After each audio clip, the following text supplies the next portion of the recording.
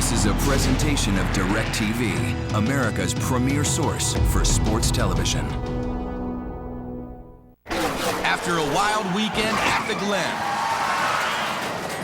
the Sprint Cup returns to the Irish Hills of Brooklyn for the 3M Performance 400. After taking the checkered flag at the LifeLock 400 earlier this year, yeah, baby! Dale Earnhardt Jr. eyes a season sweep in Michigan, but Kevin Harvick, Jimmy Johnson, and Jeff Burton are ready to take on the wide corners of Michigan International and get out in front to earn points for the chase. 400 miles of high-speed, white-knuckled action from Michigan is about to start right now on NASCAR Hotpass, only on DirecTV.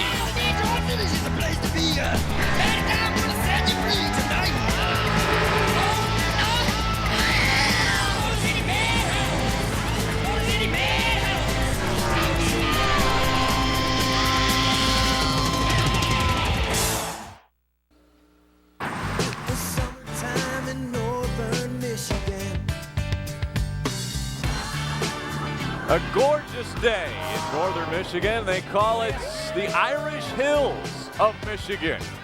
The next stop for the NASCAR Sprint Cup Series. Who will find victory lane today? It's Kevin Harvick, Dale Earnhardt Jr., Jimmy Johnson, and Jeff Burton, the stars of Hotpass today. The fans have come in droves to find out who will see the checkered flag first from Michigan International Speedway. You've tuned in to channel 796. It's Dale Earnhardt Jr. we'll ride shotgun with today in the 3M 400 from Michigan International Speedway here in Brooklyn, Michigan. Hello, everyone. I'm Rick Allen. I'll be joined by Phil Parsons today from Michigan. The last 5 times Dale Earnhardt Jr. has been to this racetrack, it has been extremely successful, even counting June 15th when he started third and won that race. He has 6 straight races where he has led a lap at this racetrack. That's the longest current streak. So we want to continue that today. We want to see Dale Earnhardt Jr. out in front, as he did back in June earlier of this year. We glance back to Michigan International Speedway. The guys in front of you are going to have to stop. The ones behind you are going to go for it. So we're going to wind up 25th. If you run out on the last lap, you're going to run 25th. You stay out, you'll win the race. Yeah, simple. Let's go for it. That's what I'm thinking. Appreciate all your hard work. Whatever happens here happens. Get help. Yeah, baby! Way to go, Tony Jr. Good job. Woo! The crew pushes the car into victory lane. Dale Earnhardt Jr. celebrating for the 18th time in his career. 18 times to victory lane. We take a look at the championship standings as we're coming up to the 23rd race of the season. Dale Earnhardt Jr. actually dropped back into 4th after the 22nd place finish a week ago from Watkins Glen. We take a look further back through the standings, 6th through 15th. This is the pivotal positions as to making the chase for the Sprint Cup in 2008. Those cars that are on the bubble, drivers that are fighting to get into that top 12. A very, very tough situation right now as the regular season winds down. The 4 drivers that you will be able to enjoy today on Hotpass: Kevin Harvick.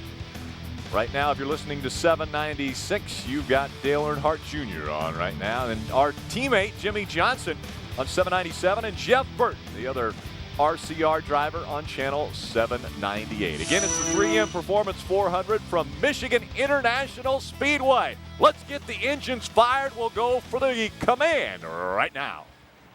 And now, race fans, it's time for the most famous words in motorsports. Please welcome back your Grand Marshal, Make-A-Wish child, Austin Irwin, with the command. Gentlemen, start your engines!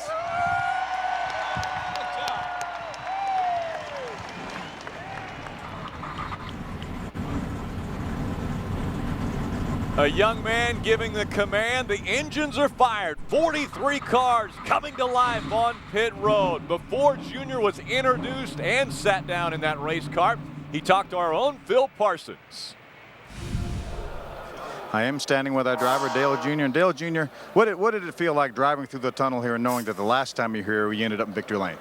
That thought wasn't running through my mind. I'll tell you that. I was thinking about how we're going to win this weekend. We've been going pretty good this weekend, running good, and car feels like it's got a good shot at winning today. So we've been working, trying to keep that, make it a little bit better, and it's been good, you know. So we'll see how it goes. What is it about this racetrack? Because 4 of the last 5 times you were here, you've had top 6 finishes. What is it about this place you like?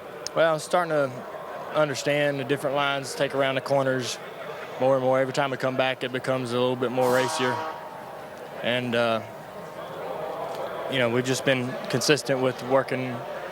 We've been consistently working with the same setup, which is a good setup we found. And I don't know, you know, I mean, there's just tracks that I enjoy running on, and this is starting to become one of them. It's one of those places that you can get up against the wall and get some grip up there. Well, I don't know. With the setup I got today, it's a little bit free, but if I have to get up there, it's a choice, you know, and you like having those choices. You like having an opportunity to move around and find somewhere where your car ain't working, you can find somewhere where it might. But it's a great racetrack, and, you know, it really makes for a fun race, and the fans really get their money's worth. We've got 4 races to go till the chase starts.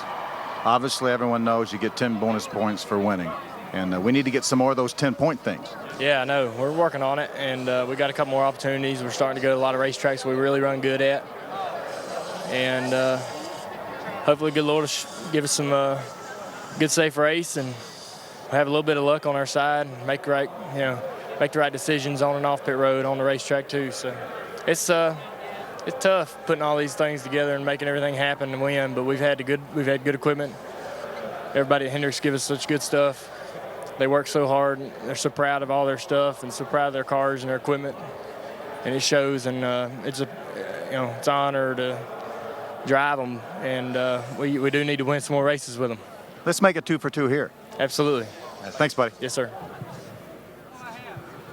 And again, that was Dale Jr. talking with Phil Parsons before he climbed into the car, actually before he was introduced to the fans and before the run around the racetrack. When we come back, we'll hear from the man who calls all the shots from on top of the pit box, and we'll see the green flag from Michigan trying to make it the sweep in 2008.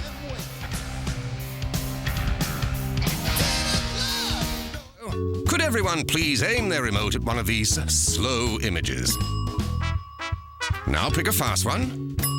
Excellent. You've now demonstrated for yourself the difference between DSL and Roadrunner High Speed Online. Add all these extra features over our advanced fiber network, and you'll see why Roadrunner zooms past DSL every time. Call Time Warner Cable for special savings on Roadrunner High Speed Online. Don't delay. Call today. Time Warner Cable, the power of you. You're watching Eli fillet the fish, but you're missing Peyton pummel the Panthers. If you had DirecTV, you could see up to 8 NFL games live on the same screen, so you'll never miss a thing. NFL Sunday Ticket Superfan, only on DirecTV. You're watching the Redskins run out the clock, then you find out the Bears just punched it in for 6, and you missed it. With DirecTV, you're alerted anytime a team's about to score. Every play inside the 20. NFL Sunday Ticket Superfan, only on DirecTV. We are not bank robbers. Maybe that's why we could get away with it. Based on the scandalous true story. We're rich. Look at this. That's a princess. This robbery's now a matter of national security. You stole from me and from friends of mine. But here's the twist. I'm changing the deal. I've opened Pandora's box, you dumb. We'll be in touch. The Bank Job.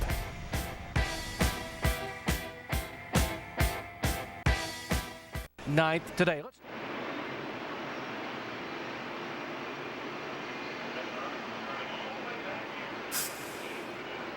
Welcome back to Michigan International Speedway. It's a 3M Performance 400 about to get underway. The car's rolling around the racetrack. Again, Dale Earnhardt Jr. will start in the 4th spot. A very good qualifying position. Now, earlier in the summer, June 15th, he started 3rd when he came home victorious at this racetrack.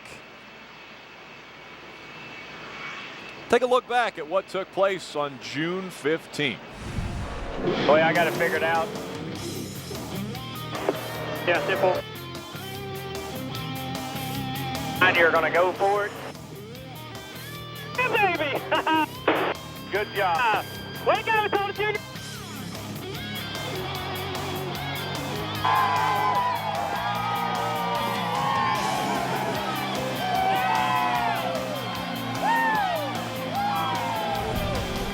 I'm sure that celebration's still on the minds of everyone involved in that win from back in June. They want to do it again. The guy who will call the shots from on top of the pit box, Tony Uri Jr. is with Phil. Tony Jr., we just saw some video of that big win here back in June. We gonna be able to go as far on fuel this time as we did that time? Oh, well, hopefully we won't have to. I mean, I think our car is a little bit better than we were here in the earlier part of the year. So, hopefully we can be a little bit closer to the front, not get in that predicament. But, that was good to get that win out of the way. But, we're going to try to win it a different way this time and just have a real dominant car. But the car's been good all week, so we'll see what happens. It's a little bit warmer today than yesterday when you practiced. Any changes on the car this morning? Well, we were a little bit too free yesterday, so we went back to what we started with because that was a little bit snug, but it was pretty good. So we're going to go back towards that, and it freed up as the run went on. So we're going to start there just because of the heat, and hopefully the track's going to rubber up and get a little bit tighter, but I think we're in good shape. It does seem like a lot of these Michigan races end up as a fuel mileage race. I know you guys have that in the back of your mind as to how to maximize that. Yeah, I mean, you always got to keep it in the back of your mind, but you really don't play that game until you get towards the end. 2 stops at the end, and lap 140, you kind of got to be, all right, where's your pit window and what sort of things you can do. But, you try not to play that game unless you absolutely have to, and that's what we did last time. All right, buddy. Have a good one. Thank you, bud. So Tony Uri Jr. will be making the calls. They don't want to make it a fuel mileage race. They think they've got a pretty good car for this race. They want to just outrun everybody on the racetrack. On the left side of the screen, you're going to see the starting grid for the 3M Performance 400. Let's take a look at this specific racetrack.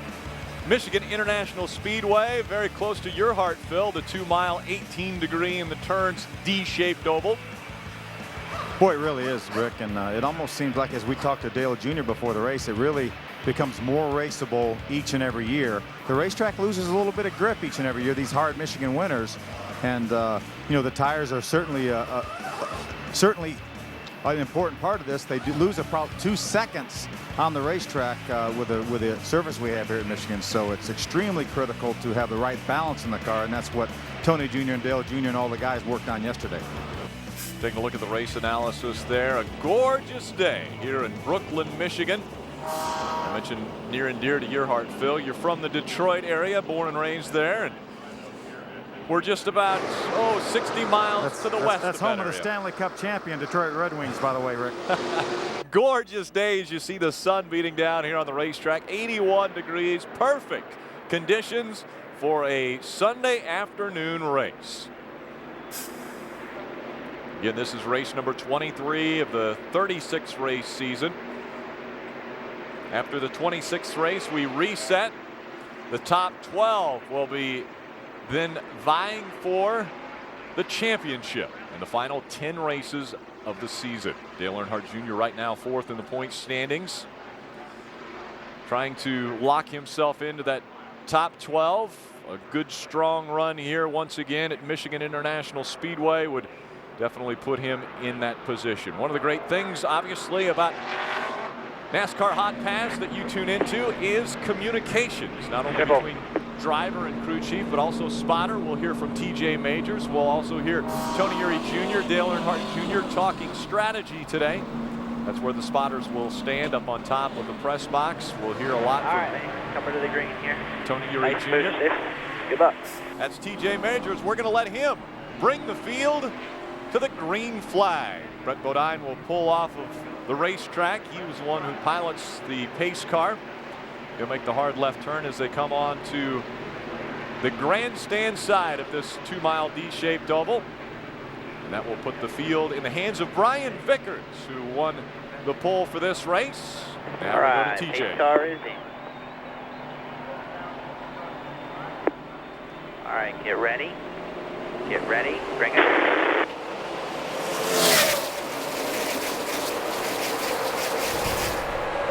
A great start for Dale Jr. right on the back bumper of his teammate. The 83 car, just one inside the 83.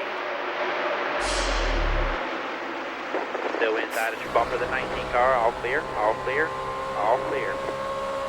Trying to make the move on that 83 and Vickers. See if we can move up to second. There at your door, at your bumper there. Still at your bumper. Still there. Still there. Still at your bumper. Inside at your door. Inside at your door there. Very Still wide there, you're racetrack. pulling. Still inside then. All clear, all clear.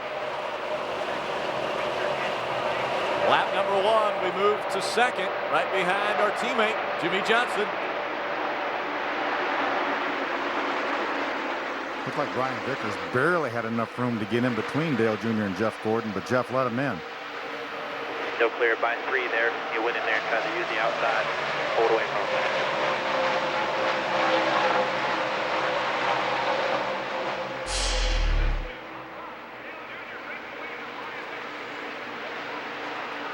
And again, Dale Earnhardt Jr. running second. Jimmy Johnson out in front.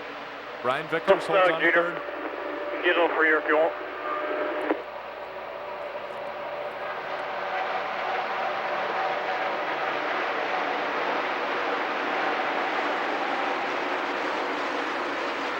So Dale Earnhardt Jr. trying to hold on to that second spot as Jimmy Johnson begins to pull away from this field. See Dale Jr. running a little bit higher line down in 1 and 2. He was about a car width up from off the bottom white line or the yellow line of the racetrack. This is not one of those racetracks that you want to be right next to the white line, even on new tires. As you can see again, 2, 3, and 4, Dale Jr. about a lane up. Phil, a very wide racetrack, and as you mentioned earlier with Dale Earnhardt Jr. when you were talking to him before he was introduced, you can run on the high side almost up against the wall. You can run down at the bottom. He talked about a free condition is what he thought he was going to feel, but then that first little bit of feedback we heard him give back to Tony Still clear Jr. by 2 there. He's clear by 5. He just goes a lane higher than wherever you go. Clear by 1. He talked about it being a little tight.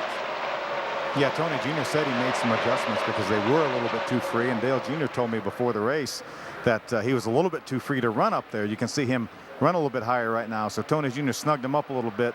A little warmer today than yesterday as well. Gorgeous day here in Brooklyn, Michigan. Partly cloudy, 81 degrees. As we're on the 5th of 200 laps. This is a 400-mile race, 200 laps. The pit window that the team believes they can fall into is around 43 laps. They think they can go about 43.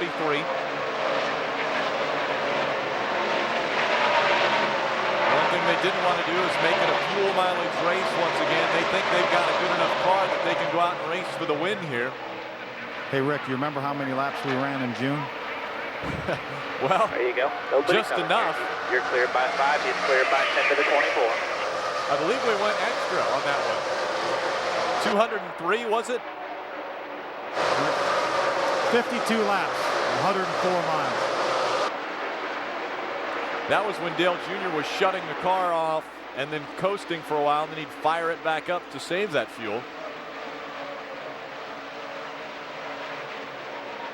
You see Dale Jr. getting almost up to 200 miles an hour as he enters turn 3.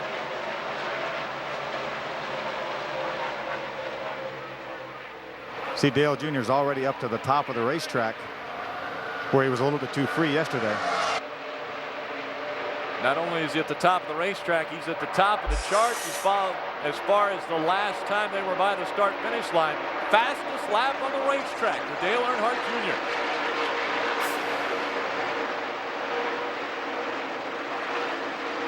Again, Dale Jr. right up to the top of the racetrack in the other end, so have not heard any feedback from him. As we can see that he's running good lap times, he's actually catching Jimmy a little bit.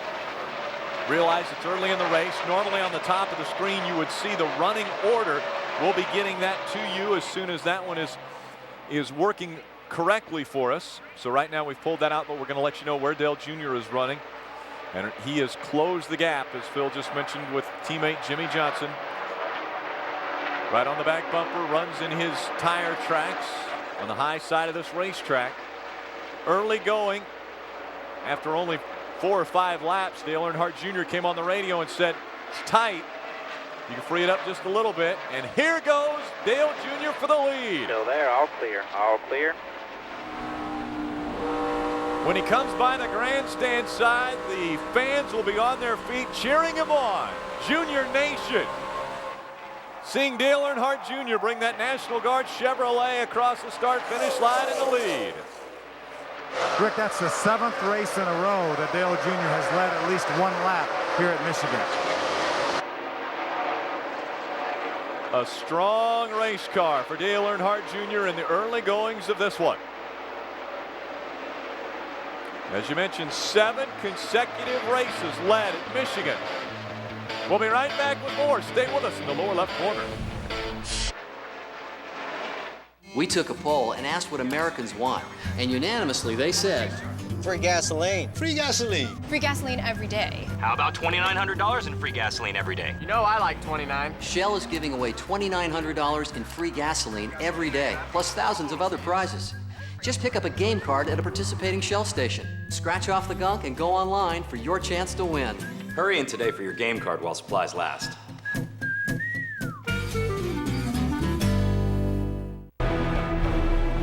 Honor, loyalty, duty. The National Guard is the only branch of service that has dual missions: to serve the local communities in time of need and to protect our freedoms and liberties abroad.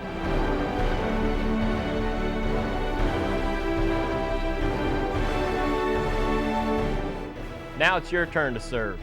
Call or visit 1-800-GO-GUARD.com today. Key for you this week? Wow, I just really wanted to come out here and play my game, get the latest info on my fantasy players, then set my roster for total domination. Can you describe your emotions? Excited, proud, stuffed. Both days pretty robust. Okay, back to you guys in the studio. Be an ESPN MVP. Manage your fantasy teams, get live gamecasts, exclusive commentary, and more with VCast, only from America's most entertaining network, Verizon Wireless. Cheez-It packs so much real cheese in such a small bite. People are wondering, how does Cheez-It do it? I know. They just go.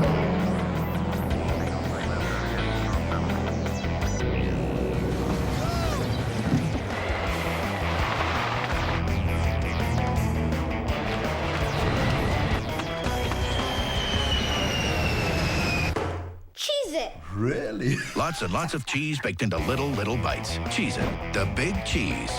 You never know what's under your next game piece with bigger, better Subway Scrabble. Over 49 million chances to win instantly. Toyota Highlander hybrids to $100,000 jackpots to beaches vacations. Subway Scrabble.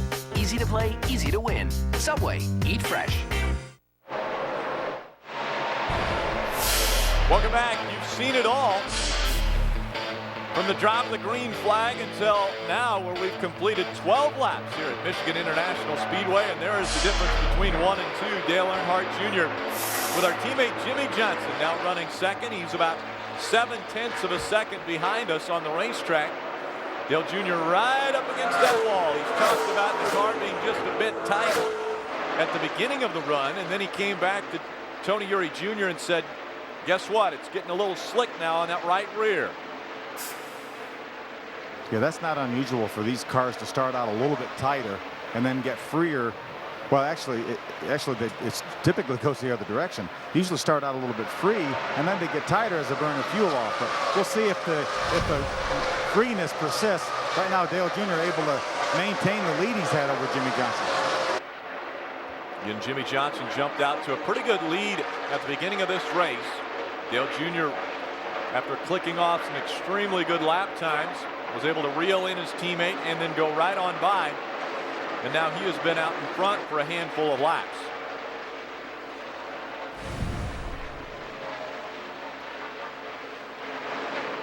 Telemetry on the bottom right of your screen showing the miles per hour, RPMs, and the throttle and brake response of Dale Earnhardt Jr. in that race car, as well as the laps that we've run. The lap that we are on is the one you'll see in the lower left corner of your screen on lap 15 of 200. Looking at around 43 laps is the pit window, but I'm guessing we'd come in just a bit earlier than that, maybe on this first run, just to be safe, wouldn't we, Phil? Yeah, I would think so. When they gave the command to start the engines, to me it looked like Dale Jr. even waited a minute. So I think they're starting this race already with fuel mileage in mind. Right now, the Junior's lap time that last time was a 41.60. That's about a 2 4/10 off his fastest lap. So that's how much these tires have fallen off. And again, that's not an indictment on Goodyear. Nobody else, everybody else 42 and up. You hear that from Tony Jr. So the majority of the field is a full 2 seconds off right now what Dale Jr. ran for his fastest lap. So I don't think there's going to be any question when the caution flag waves that everyone's going to want fresh tires on these cars. And Phil, 4 fresh tires, I would think, because Dale Jr. obviously doesn't have to do any kind of pit strategy where he does a 2-tire stop to try to get track position. He's out in front of this field. He's really dictating what the rest of the field is going to have to do to try to catch him. Yeah, he was a full half a second faster than Jimmy Johnson, who had the 3rd fastest time right now. So right now this car is really going. Haven't heard a lot out of TJ Majors, the spotter, because there hasn't been many cars around him. Dale Jr. really checking out on the field right now. He's got almost a 2.5-second lead over 2nd place Jimmy Johnson.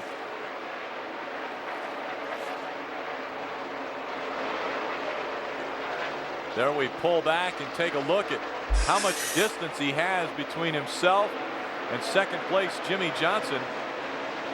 Again, almost a half a second better the last time they went by the start-finish line. Yeah, 4.5 tenths better than Jimmy, and he was the 2nd fastest car on the racetrack.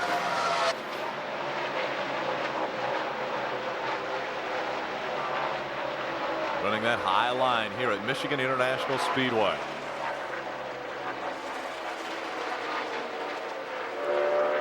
It's Dale Earnhardt Jr., Jimmy Johnson, Brian Vickers, Jeff Gordon, and Patrick Carpentier. They are your top 5. Running 6th is Elliott Sadler, then Kyle Busch is 7th. Greg Biffle is 8th. 9th is Kurt Busch. And rounding out the top 10 is the 44 of David Rudiman. I'm telling you, Rick, when you run a half a second faster than the field, you basically put a lot of distance between yourself and the 2nd place car. He continues to add that half second, as you mentioned, Phil. Now it's 3 seconds that separate. Actually, 4.2 seconds the last time they went by the start-finish line. And we heard caution. The 21 looks as though it has blown a motor. How unfortunate for Marcos Ambrose after such a strong run a week ago. And it was rotating just a. It was about a.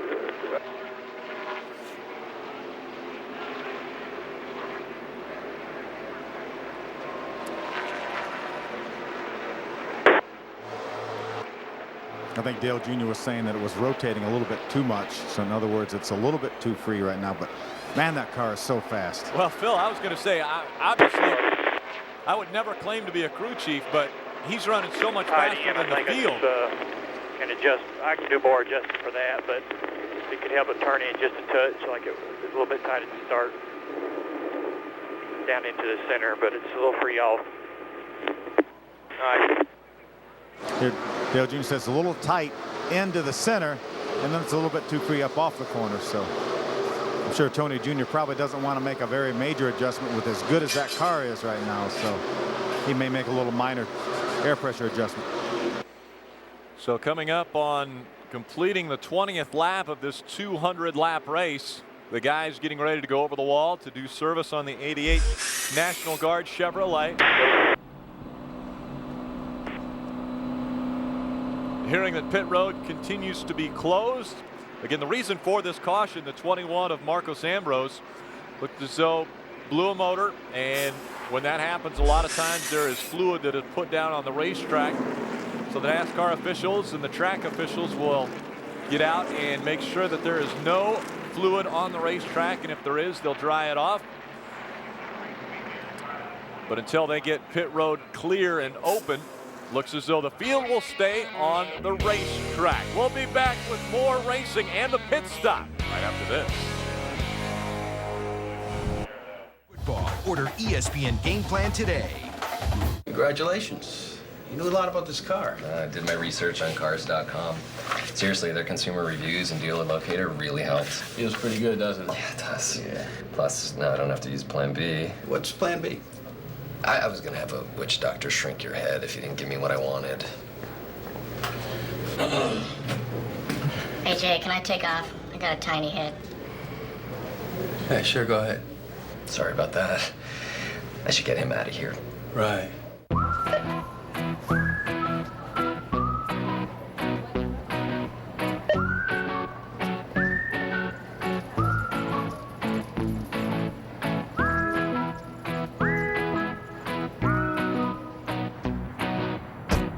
Bring your favorite team home with Glidden Team Colors paint. The true colors of true fans. Team Colors paint, exclusively from Glidden and only at the Home Depot.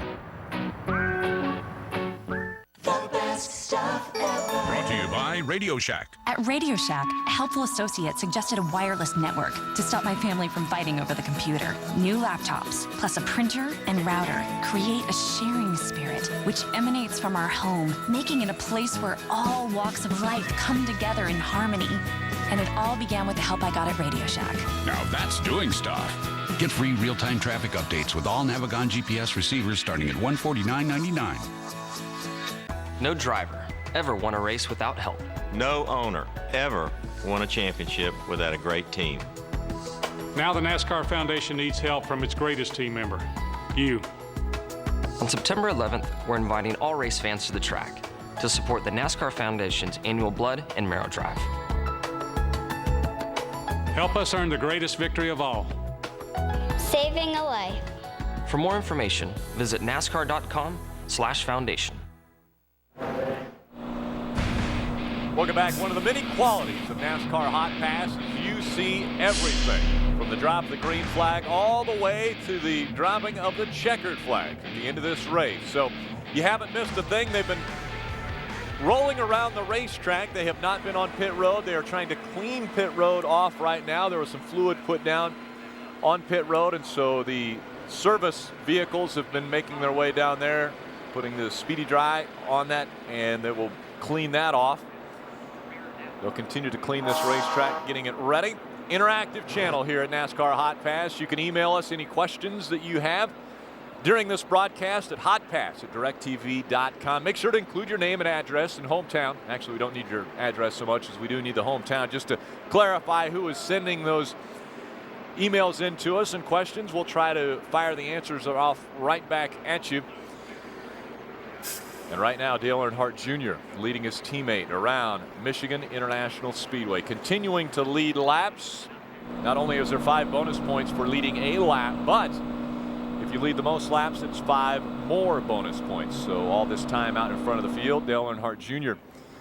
racking up more laps led here at Michigan. You know, NASCAR has left pit road closed so they can clean up the racetrack. They would not do that if everybody was close on fuel. They know we're only about halfway through a fuel run there, so they know it's still closed here. Still closed. Yeah, TJ tells Dale Jr. it's still closed. So no huge disadvantage right now to any of the competitors having pit road closed. But if they had run 40 laps and people were getting close on fuel, then NASCAR would not make them stay out there and take a chance of running out of fuel. See the sign in the upper right-hand corner. The flag is still showing closed. They've got a lot of the speedy dry down there, and so they're working on cleaning that up before they bring the field onto pit road. NFL fans, the first official regular season game is less than a month away. Can you believe it? Better yet, are you ready for it? If you haven't purchased NFL Sunday ticket yet, call 1-800-GET-SPORTS after the race and sign up before the season starts. With up to 14 games each week, you can watch your favorite team no matter where you live. And Phil, I know you're a big Lions fan, right? I mean, you watch the Detroit Lions, I'm sure. 16 car Tony Jr. is about 7 or 8 cars behind us there. TJ giving a little information to Tony Uri Jr. And it sounds as though pit road will be open this time. Phil, let's go down to you. Tony Jr. with that car so good, running a half a second faster than the rest of the field. I know Dale Jr. talked about being a little snug to the center, a little free off. How do you adjust for that when you're so much faster? You don't. You know, you got to have a second in your pocket. You don't mess with it. So we're not going to do any changes this time because, I mean, it's just you got a difference of tires behind the wall and tires on the car, you know, so we should be fine. We're just going to put 4 on it and make no changes and see what we got here. All right, buddy, half a second faster. Can you believe that? It feels good. I mean, that's the way we should be running, you know, and, you know, both Hendrick cars, all 3 of them's up there, and I think Casey's on the way. So that's what we needed at our company. All right, buddy, thanks. Thanks. There you have it. The crew chief has said no changes when they come onto pit road. 4 fresh tires, they'll fill it up with Sunoco fuel and send it back out on the racetrack. The guy's about ready to go over the wall to do the service on this vehicle. And those guys that are going to be doing that service, Adam Emmert, the front tire changer, Ben Fishbeck, the front tire carrier. The rear tire changer is DJ Richardson. The guy who carries the tire over for him is Matt Myers. Our jack man is Rick Pigeon. Gets that car up. And Chris Vasulka and Jason Dalrymple doing the fueling for this vehicle. On to pit road, and here he comes.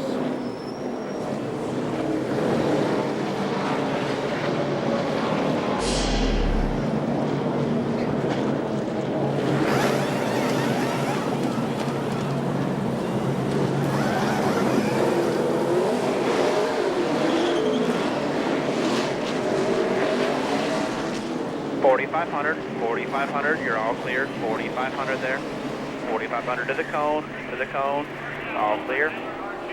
4,500 is the RPMs. 55 miles per hour is the speed. It looks as though the 48 of Jimmy Johnson is going to win that race off of pit road. So as Dale Earnhardt Jr. came in number 1, it looks like he'll go out behind his teammate. Good pit stop by Jimmy Johnson's guys, Chad Knaus. It's a pretty good pit stop here too to come out in second right behind our teammate. Phil, our clock showed 14.7 seconds. That's actually a little bit high normally for these guys. We would normally see them turn in 13.5-second stops. Yeah, that's exactly right. So the first pit stop of the day, you know, if we're gonna have one over 14, this is the one to do it. But these guys do a great job week in, week out, and we'll get these things into 13s here.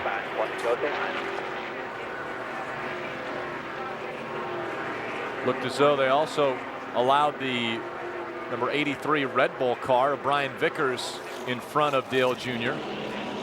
So he may have won that race off of pit road that Dale Jr. was trying to. You're correct right there. Yep, sure enough, that's the way they'll line him up. Yeah, that was Brian Vickers, obviously, by winning the pole, got that number 1 pit stall. So when he took off out of his pit, he was not up to speed yet, but all that mattered is he got to that line before Dale Jr. And that's the advantage, and huge advantage at times, of getting the pole and getting the first pick when it comes to pit stalls. And when this race started, Dale Earnhardt Jr. started in the 4th spot, 4th position. He was on the outside of row number 2, right behind his teammate. Jimmy Johnson had a good start, was able to jump out to a pretty big lead, but then it was Dale Jr. who kept clicking off impressive lap times and was able to not only pass Jimmy Johnson, but go right on by and put almost 4 seconds between the two. And so we'll see if the restart can show us the same thing.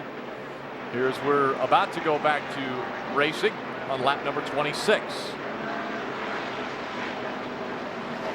It's lap 25. Field following the pace car around the racetrack. Rick, we have some spotty clouds up in the sky, and when the sun goes behind those clouds, it's noticeably cooler, especially right now on pit road. I see the sun's out in other parts of the racetrack, but this racetrack is one of the more. Cover to the green, pass to the right over. That's the 10, the 18, 24 in your mirror. This racetrack is one of the most temperature sensitive racetracks there is. Qualifying yesterday for the Nationwide Series, the guys were running a second faster qualifying pace car is in than what they had run in happy hour the day before. All right, get ready. Get ready. Okay. No pressure, clear by 5, side by side your mirror. Another clear by 5 over the car, clear by 5. Another great start for Dale Earnhardt Jr.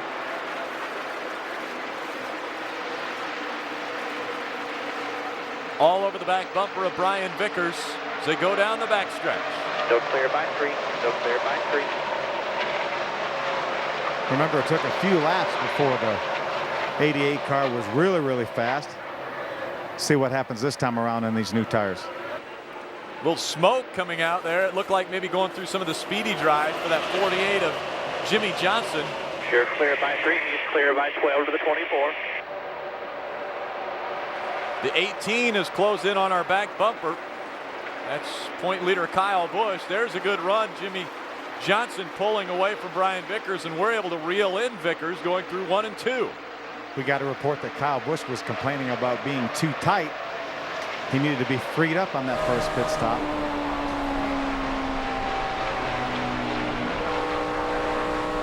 Those changes probably taking place to that race car as he is now on our back bumper.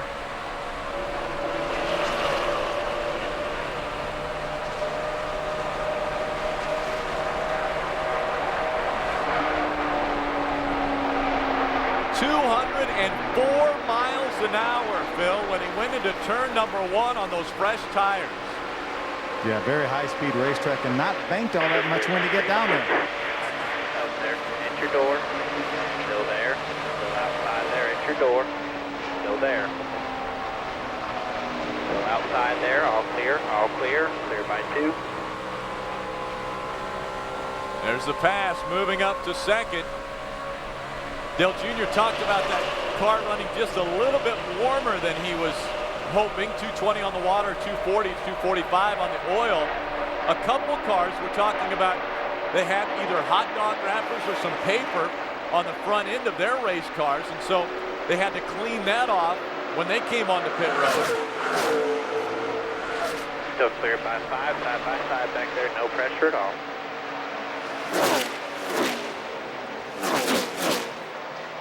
Here we go again, looking for the lead once more. Enter your door, enter bumper, all clear, all clear. Dale Jr. takes the spot away from his teammate. Let's see if he's able to continue on like he did last time.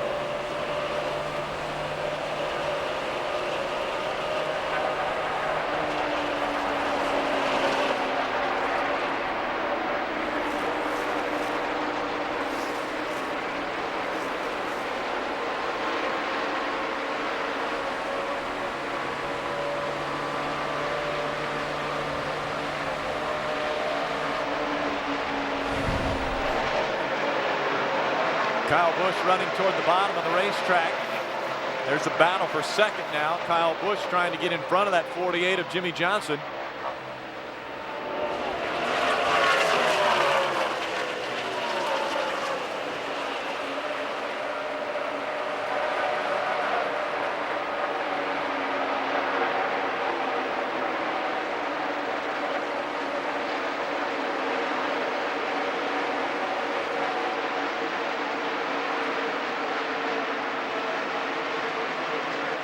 .7 of a second was the difference between Dale Jr. and Kyle Busch when they went by the start-finish line. Jr. runs down toward the bottom of the racetrack through 3 and 4. A little wiggle there coming out of 4. Remember, he's been a little bit free up off the corner early on. This time across the start-finish line, about 7/10 of a second once again, so the gap stays about the same between 1 and 2.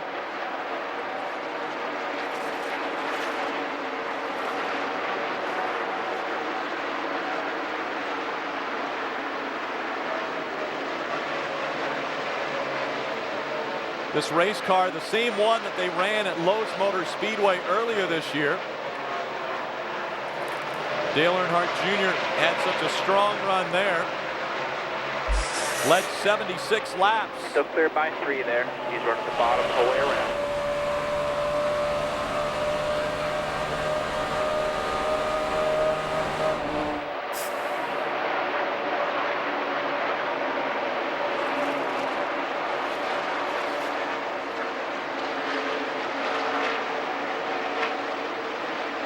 There you go. He's starting to give up down there now. Good job. Kyle Busch. We just heard TJ Majors talk about Kyle running on the bottom of the racetrack all the way around. Dale Jr. running back up toward the wall once again. And there you see the difference between 1 and 2 as they cross the start-finish line. This time the gap, 6/10 of a second, separating the two race cars. More importantly, Rick, Dale Jr. was 3/10 of a second faster than Kyle Busch that lap. And so the gap begins to increase.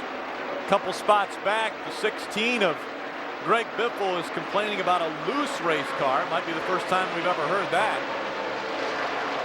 Very similar to Kyle Busch, they like the car to almost hang out the back end of that race car, to almost slide by them as they go through the turns. They like a little bit looser of a race car, but a little bit too much for Greg Biffle right now. And you see Dale Earnhardt Jr. running faster than anyone else on the racetrack as he leads this field around Michigan International Speedway.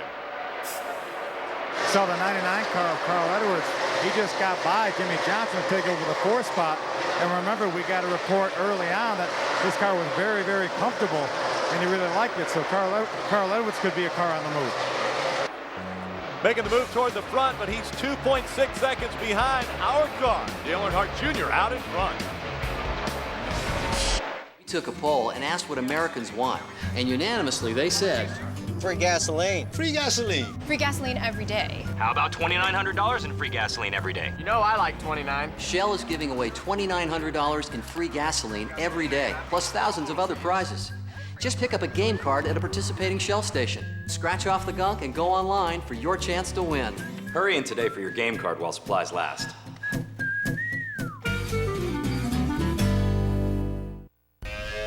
There's only one utility vehicle that can do it all. Only one that can outrun. Only one that can outpull. Only one that can outride. And only one that can outwork every utility vehicle out there. Only Ranger, hardest working, smoothest riding. Get financing as low as 2.99% and up to $800 during the Power Play sales event. I'll take it from here. The end begins Back off. with a bang. From the guys who brought you Epic Movie and Meet the Spartans. Amy Winehouse? Disaster Movie. Rated PG-13, August 29th.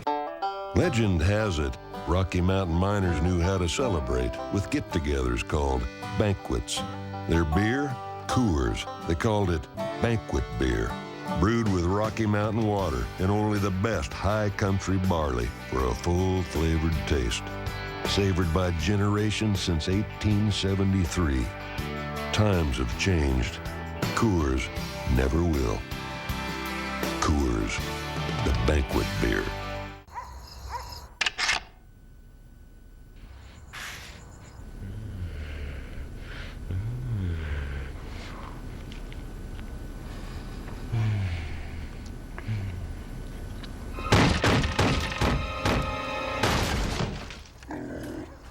Sweetie.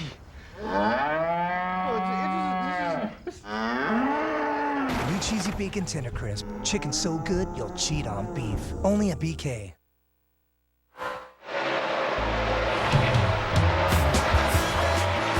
And welcome back to Michigan International Speedway. You see some of the members of the National Guard here supporting their driver, Dale Earnhardt Jr. on the racetrack in his National Guard and Energy, number 88 Chevrolet. Dale Jr. continuing to lead. He's led in 17 of the 22 races this season. That's the second most in the Sprint Cup Series. His teammate Jimmy Johnson has led 18 of the 22 races.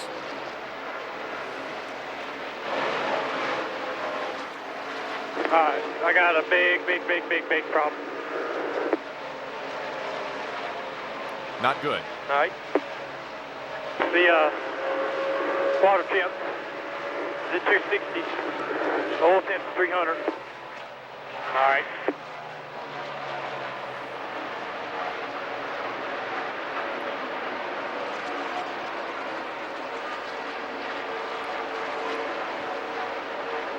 Clean air on the front end of the 88 Chevrolet can only mean that maybe there's some tape. We can get our cameras to get a close look. Try to see if there's anything on the front end of this race car. What the water pressure is when you get a chance, please. Now down below where it says Impala SS, actually About 28 pounds. in the splitter area is where the air actually flows up into the radiator.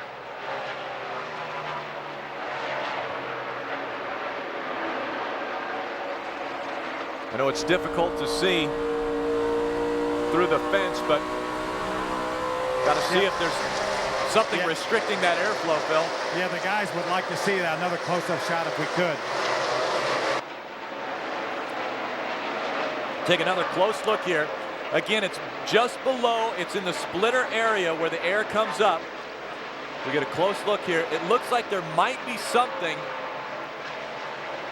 on the right side that is obstructing the air into that race car.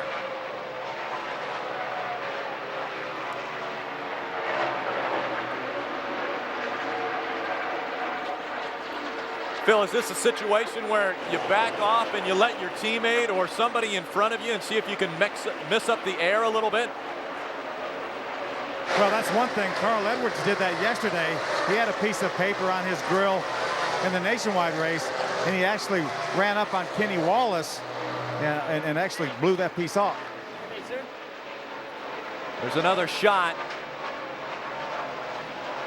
Tell you what we need to do. Brad, he takes care of a machine called the EBS No machine. change in the temperature, no change. We can get a freeze frame of the front end of this race car, and it just looks like there might be something on that grill area. Again, we're trying to get as close a look as we can at the front end of this race car.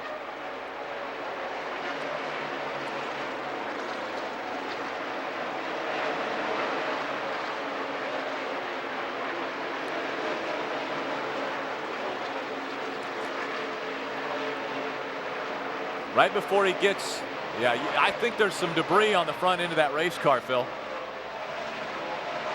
Yeah, sure looks like it. Yeah, the guys continue to watch our coverage to see if they can see something down there. There's a great, yeah, Brad, I tell you what, you got a great shot of it. Brad working in the truck right now. What we're going to try to do is show you a shot here. There is a shot in the upper left corner, and that grill area is the dark line above the splitter, above the bottom. It's the first dark line you see, and you can see that in that dark line there's some white that looks like a piece of paper that might be, yep, exactly where that was highlighted. That might be over the grill area that is getting this car to heat up. It's so critical to get all the air they can in there, but not too much that it obstructs the handling of the race car.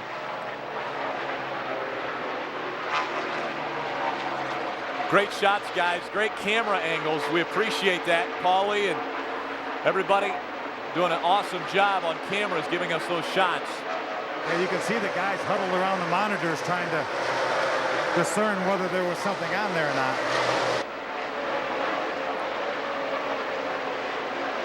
ESPN also is hearing about the potential of overheating, and so they are focusing a lot right now on Dale Earnhardt Jr. as well, that front end of that race car. Still clear by 20 over the 83 car, running the exact same line you are.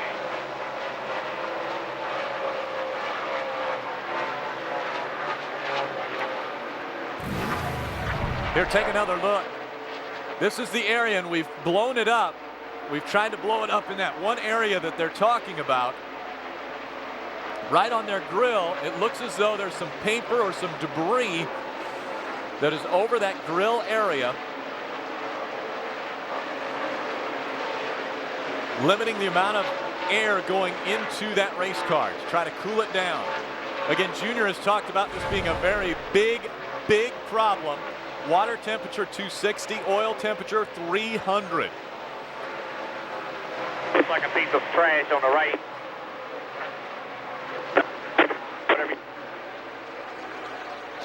What'd he say? Said there might be a piece of trash up on the grill there. We'll get it off the next stop here. You're still clear by 12.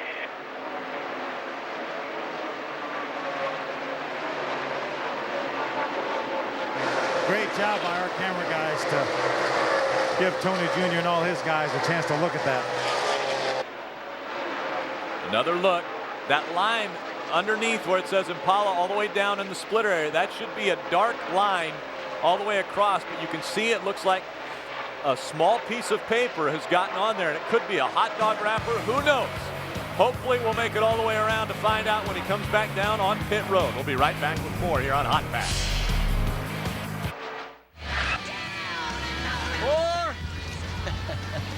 Hey, kid, what's going on, big guy? What's up, man? How you doing? Hey, you're gonna love this. I'm wearing the new Hanes boxer briefs. Oh, yeah? Yeah, they don't ride up your leg. Check it out.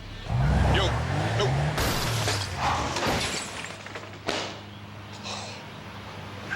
Charlie Sheen. Charlie Sheen. Underwear that stays put. New from Hanes. That's the Comfort Fit Promise. Did you park it for me? Awesome.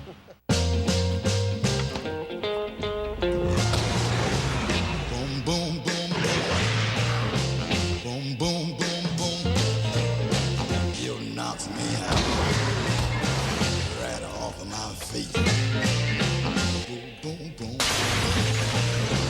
A race car driver feels 800 pounds of force at every turn. How does Dale Jr. overcome it?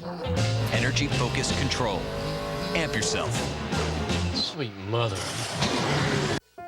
In 1959, two friends in Michigan started a small company. Today, that company operates in 50 countries, has sales of $6.8 billion, and helps over 3 million people own their own business. We're Amway Global. In North America, we proudly operate as Quickstar.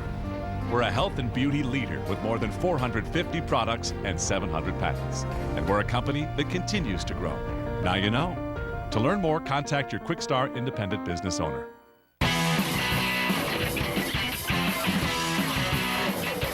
Like any worthy get-together, there are certain rules at a NASCAR race.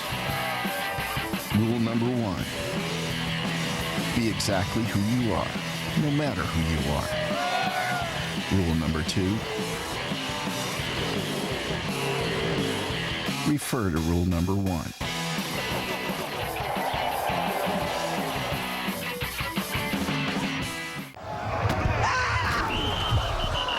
You okay, kid? My foot, it's killing me. Oh, athlete's foot. Hit that with Tough Actin Tenactin. It's more than a cure. It's so tough it can keep you from getting athlete's foot. Get boom, Tough Actin Tenactin. Just a little bit slick on the right rear, just a little bit too slick on the right rear still. Forward. And welcome back. You heard the feedback there, a little bit slick on the right rear. Dale Earnhardt Jr. dropped behind the 83. He did it on purpose. They were trying to clean off that grill area. He thought if he could get behind the 83. You held me on the entrance, but you hurt the exit pretty bad. Okay, 10-4. Just so you know, there was no changes. The only thing we done was put 4 tires on it, so I'll just maybe put a quarter pound in the left rear or something like that to help you all.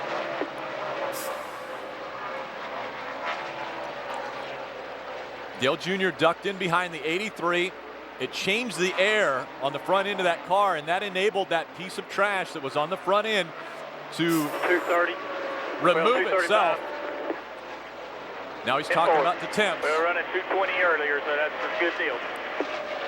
Getting closer to what they were running earlier. Let's listen in actually to what they did moments ago to clean off the front end of this race car.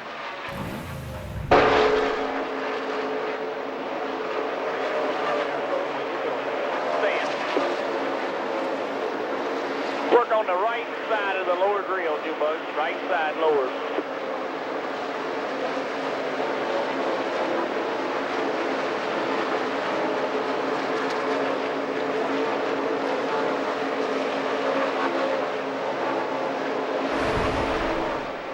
Now there was no contact made there, but when he got right up behind that 83, that changed the air on the front end of that race car and enabled that piece of trash to blow off. And so he successfully got the piece of paper off of the front of that race car, and now the temperature begins to go back down. Read off all your temps and the water pressure for us if you don't mind.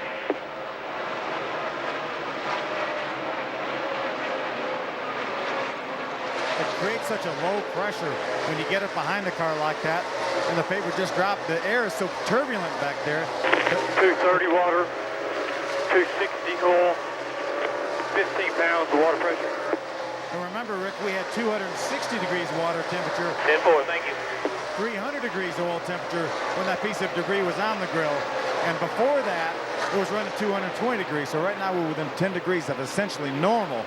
So great work by Dale Jr. and working with Brian Vickers to get that piece of debris off his grill. And TJ Majors went to Brian Vickers' spotter and said, hey, here's what we're going to do. We look like we've got some debris on the front of our race car. We're going to tuck in behind you. And so Brian Vickers knew exactly what was happening there. As we've dropped back to 1.3 seconds behind Vickers.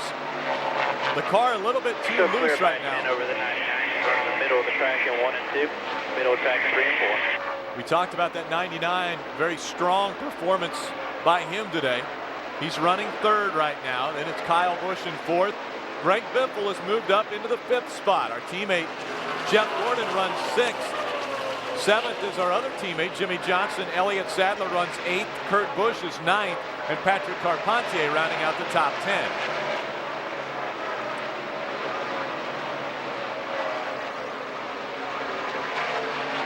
We heard Tony Jr. say that we need to get that debris off. We cannot run that long this early. So good work by these guys, and we'll be back with more from Michigan with Dale Jr. movie of the year. Rachel, you know what your problem is. You want everything. You want a husband, you want unlimited text, unlimited data, and unlimited calls. Instinct, only from Sprint. Someone got an email. Featuring lightning-fast internet, voice-cued GPS navigation, and starring the Simply Everything plan from Sprint. Why wouldn't I want everything for just $99.99 a month? Maybe you're afraid to be in love. The new Samsung Instinct, only on the Now Network. I think I'm falling in love. With a phone. They tickle, they tease, and you sneeze. Maybe it's time to ask your doctor about Singulair. While many allergy medicines block histamine, Singulair blocks leukotrienes, an underlying cause of nasal allergy symptoms. And that's how Singulair works differently. One pill, once a day. Side effects are generally mild and vary by age and may include headache, ear infection, sore throat, and upper respiratory infection. Singulair, a different way to treat allergies. To help pay everyday bills when you're sick and can't work, Aflac gives you cash. Because these days, things can really add up. Aflac. Ask about it at work. Let's talk chicken. Because that's what this new sandwich is all about. All white meat, perfectly seasoned, perfectly juicy chicken. On a steamed bun, the new Southern-style chicken sandwich. That's what we're made of.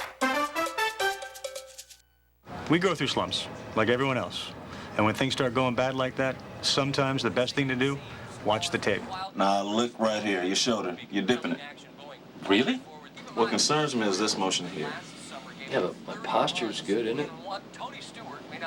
Is that bad? It's not good. I don't even know where to begin with this one.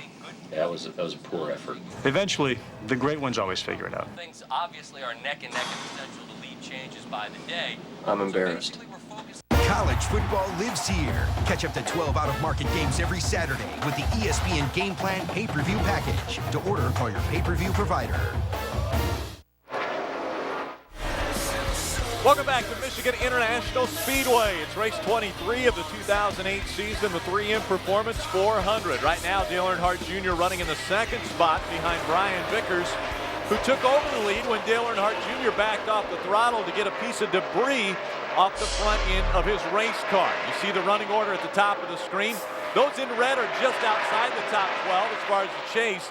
The ones in yellow currently are in the top 12 as they run on the racetrack in the point standings. So those top 12 are going to be highlighted in yellow. 12, fastest car on the track last lap. Good job. You heard fastest car on the track last time. TJ Majors letting him know. Dale Jr.'s been a little bit loose coming out of turn number 4. We've seen him wiggle a couple times. Right about here. There again, the back end kicks out just a little bit. Sound good to you? Just do a quarter pound in that left rear, or would you like to do a half? I wouldn't go over a half. Just a quarter is fine, Junior. 10-4, thank you. Very minor adjustment, but you would expect a minor adjustment. He's been running the fastest lap times on the racetrack pretty much since the drop of the green flag. Yeah, that's an extremely mild adjustment. Back in the day, we'd have never considered doing a quarter pound. We didn't even have gauges I was going to say, that close. Yeah, they've got computerized and digital gauges now that show you that quarter pound. You know, probably 10, 15 years ago, you guys wouldn't have had that technology. No, really, and the radial tires had a lot to do with it. Now these tires actually have a rate to them. And Gene Pasquale, our tire guy, will put these tires in sets. So the combinations of the weight, the rate of the tires is similar. So when you go from set to set, you don't have a huge change there. Goodyear does a great job with their quality control. But still, there are some difference in rate in the tires, and that's what Gene's job is to make sure those sets are grouped so that you don't get a change from set to set. On the right side of your screen, you see on lap 61, Dale Earnhardt Jr. the fastest lap on the racetrack. Now, when you talk about rate, Phil, are we talking about a spring rate type of situation? Is that what when you say rate? Clear by 15. Heads up, guys. That 38 coming in here. Clear by 15. No pressure at all. Yeah, Rick, that's essentially what it is. It is a spring rate to that tire. Obviously, the tire is compliant, so it has a rate to it, just as a spring will collapse and give you a rate. So that spring rate on the tire is very much the same. Brian Vickers in front of us. we're starting to close that gap again. It was 0.7 of a second last time by. It looks as though Dale Jr. continuing to click off some very quick laps around this racetrack.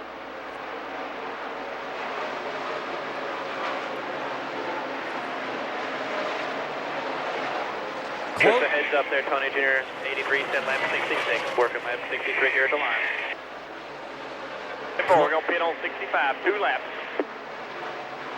There you have it. 2 laps is when we're coming onto pit road. You're seeing some of the cars on pit road now. 12 of Ryan Newman having service done to his race car. Good news for us. The pit in front of us is David Gilliland. He has already been up on the there. left front has been for a few laps. Like a bolt backing out of the sled rail or something. Junior talking about something dragging on the left front of the race car. See that splitter almost down to the pavement, but not quite touching.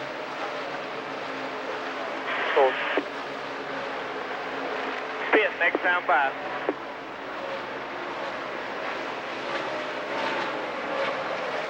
Again, the big story of this run was the debris on the front, on the top of your screen. You see the debris there. On the bottom of your screen, Time by 4,500. You're all clear.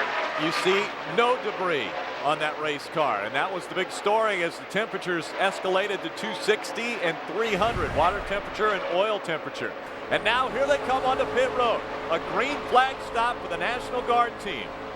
4,500 to cone here. Here you go. Keep digging here. 4,500 to cone. 5, 2, 1. 4,500, 55 miles an hour. 4 on tires pit right road. here, guys. And away. 5, 4, come on, 3, 2, come on, come on. Pit stall number 18.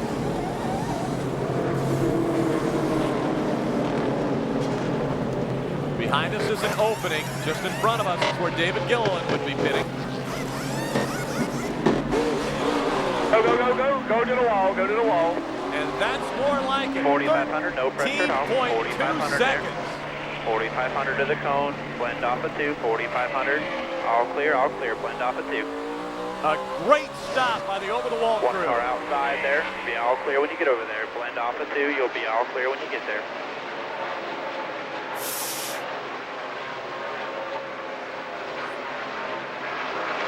All clear, all clear. Nobody even close you, man. Good job. Keep digging.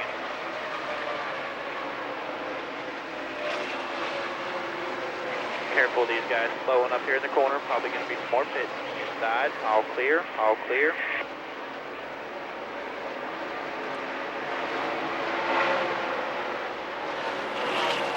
Getting the pressures built back up in those tires. Junior moves up to 6th. 5th, 3rd, 2nd, and out in front of the field. As pit stops continue on the racetrack, Dale Jr. moves back into the top spot.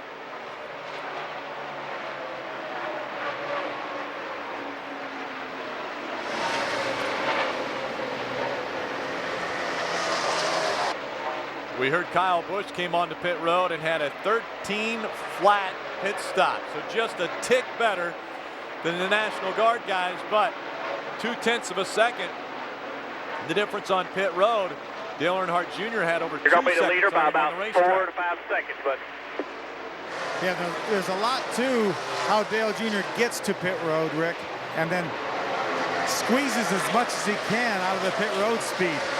The pit road speed is 55 miles an hour, but NASCAR will allow you to run 59 miles an hour on pit road.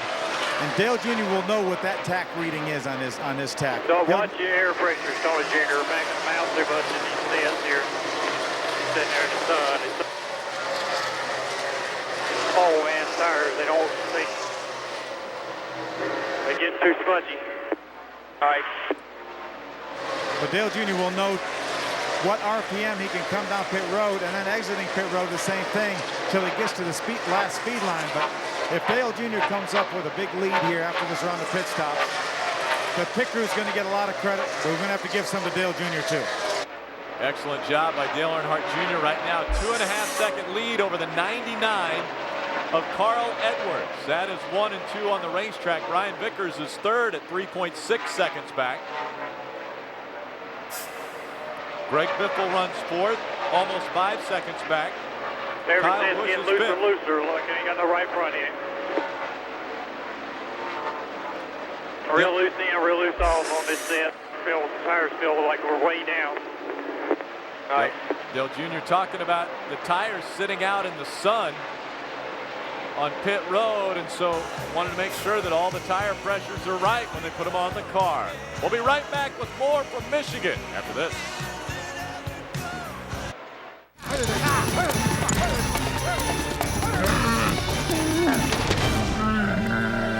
I guess I'll take it from here.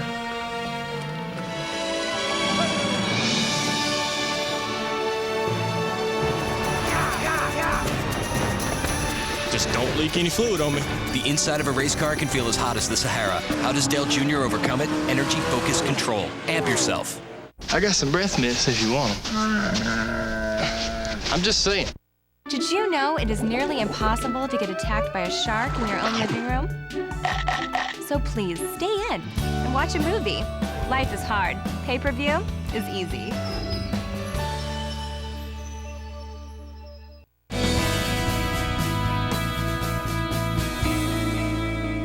I am Earnhardt Jr., driver of the Amp Energy National Guard Chevrolet, and you're watching my channel on Hotpass exclusively on DirecTV.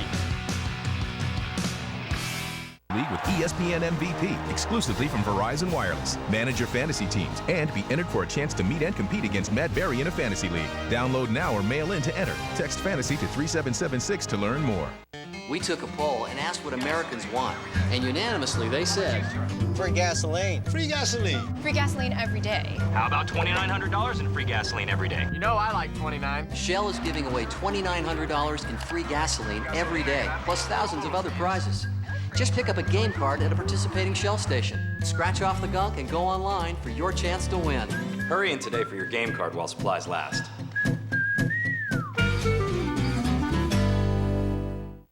Tony Stewart has done it again. The number 20 subway car. Up he goes, celebrating as only Tony can. Look at him go.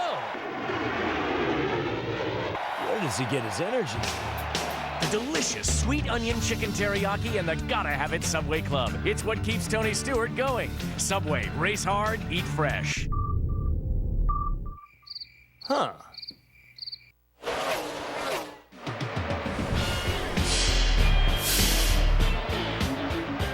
And welcome back to Michigan International Speedway. Great shot from the Goodyear blimp atop this D-shaped 2-mile oval. Again, Dale Earnhardt Jr. out in front of the 99 of Carl Edwards, 1.5 seconds back. That's the difference as Dale Earnhardt Jr. trying to negotiate around some of the lap traffic here. He's been talking to Tony Eury Jr. about an extremely loose race car right now. 284 right with you there inside. Inside.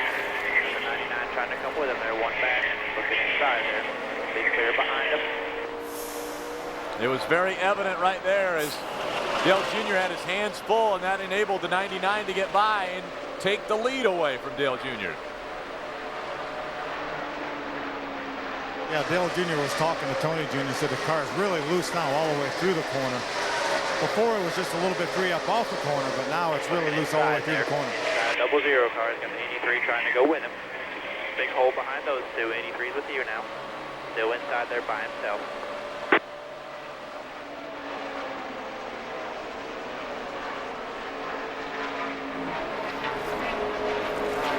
Two inside there. Two inside. Two inside. Clear behind 83 there. 00 all the way to the bottom. Car continues to wiggle as he goes through the turns.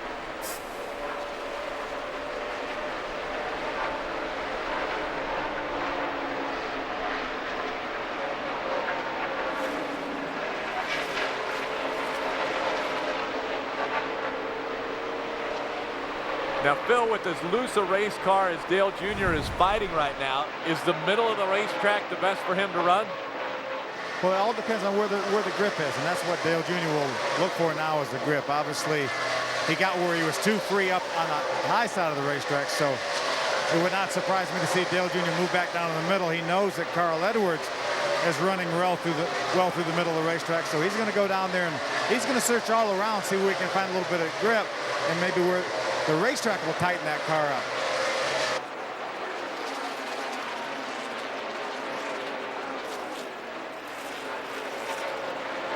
And as you mentioned earlier, when the fuel burns off, that takes weight out of the back of the car, so that will also tighten a race car up. It should tighten it up, but you know, Dale Jr. came in on his pit stop after making a full run under green and was still a little bit free. So obviously the car is not changing as the fuel load burns off.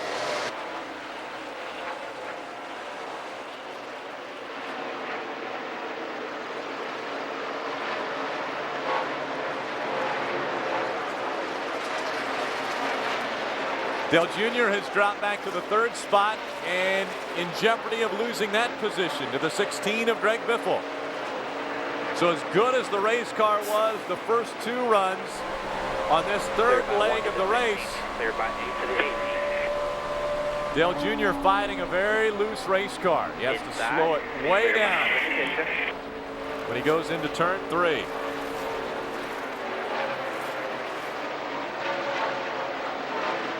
Drops us back to position number 4 as we get right on the back bumper of Greg Biffle.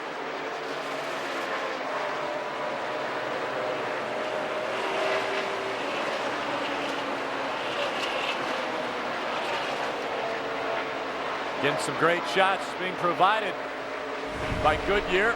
Track tested technology. Get there on Goodyear Innovation. We see the Goodyears over in the lower right hand corner of your screen.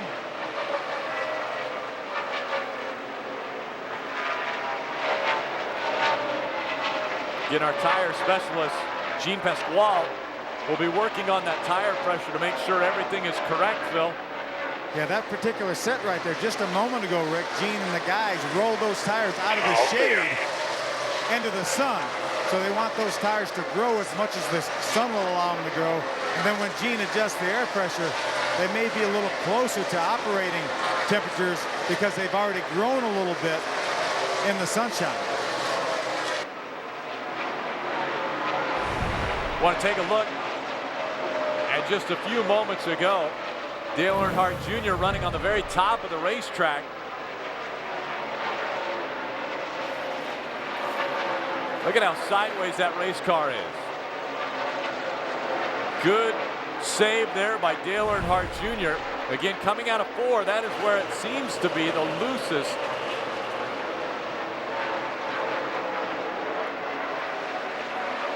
Yeah, Dale Jr. has been fighting that loose condition off of turn 4 just about the entire race. That looked like that was about as out of shape as he's been this race, though. But a nice save by Dale Jr. And he's maintaining the 4th position while he does that. Trying to hold off that 18 of Kyle Busch. Kyle's been running down on the bottom of the racetrack more. Dale Jr. has now moved up the racetrack to run right up against the wall once again. That's where he's been turning his fastest laps. But again, the back end kicks out coming out of turn 4. And at 165 miles an hour, that can't be an easy feeling on the stomach. And you have such a small margin for error when you're up at the top of the racetrack. If that thing kicks out, then every corner's up on the outside wall. Just a 96 there. Inside, all clear. Going by the 96 of Brad Coleman. His first ride in the Sprint Cup Series.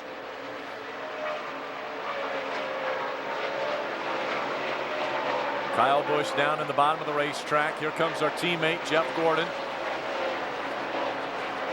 Dale Jr. still fighting that loose condition. Boys are running a little bit higher than you in the corner there. Looking inside there by himself. Inside, clear by 10 behind him. We'll be right back. Free at ESPN.com. The strength to build a better future can be found in the Army. With with leadership skills and training in over 150 careers. The Army takes you to your strongest point. And whatever you do after that, in your career or your community, you'll just keep getting stronger. There's strong, and then there's Army Strong. See what it's like at GoArmy.com. 30 minutes, great.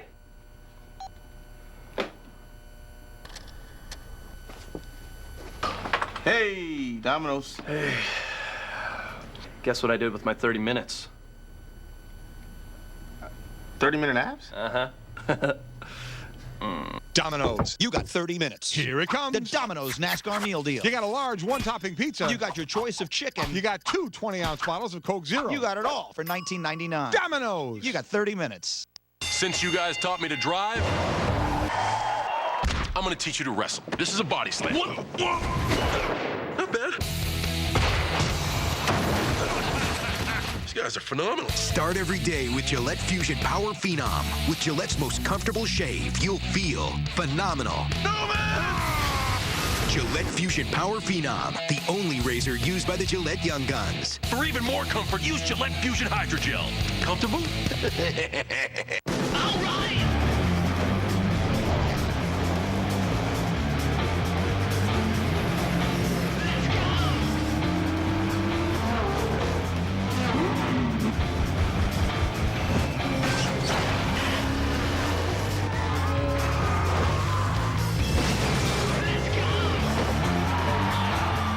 Labor Day weekend's biggest party. For tickets, call 800-944-RACE or visit AutoclubSpeedway.com. Yeah, he got loose. Welcome back. The fans enjoying a great show here as we're under our second caution of the day. This time it's Dave Blaney who has problems with the number 22. He got into the wall, and that will bring out caution number 2 on lap 85 of this race. Dale Jr. running in the 6th spot. The words he just came over the radio with were, fix this car. You said the car feels like it's rolled over on the right front. The tires are getting squishy, right? It felt like you let him. Oh, that's what it felt like.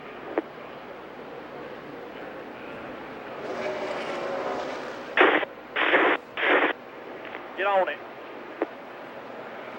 So they're going to make some changes this time. Pump the fuck up. So it's going to be right when I get back out there.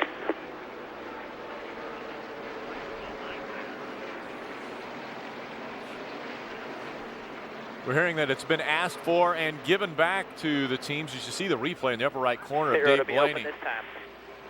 Up on one wheel there as he goes down the back stretch. But they're allowing an extra man over the wall, and what that is to service the driver. He can take a tear off the windshield. He can give water to the driver.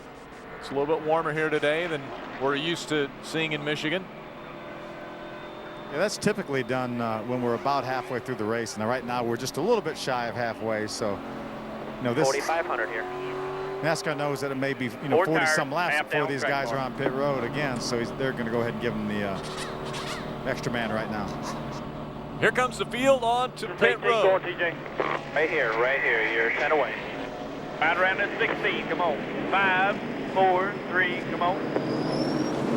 There. And again, the pit stall behind us is open. Just in front of us is the 38 of David Gilliland. These are pretty big pit stalls here, though, so that shouldn't be a problem for Dale Jr. exit. Go 16 outside. Go to the wall. Go to the wall. Go to the wall. Inside. 4,500 there. 4,500 to the cone. 4,500 to the cone here. Close call there coming out. There. I believe you beat him. Got out in front of that 18 of Kyle Busch, just behind the 99 of Carl Edwards. They made a track bar adjustment and a little bit of an air pressure adjustment. 4 tires were changed. We have completed 86 laps of the 200 scheduled. That was the 3rd time we have been on pit road. So Dale Jr. asked for the car to be fixed. Tony Eury Jr. said, okay, bring it down, we'll fix it. They did the changes, we'll see how they work. We go back to green right after this. Where? Casey!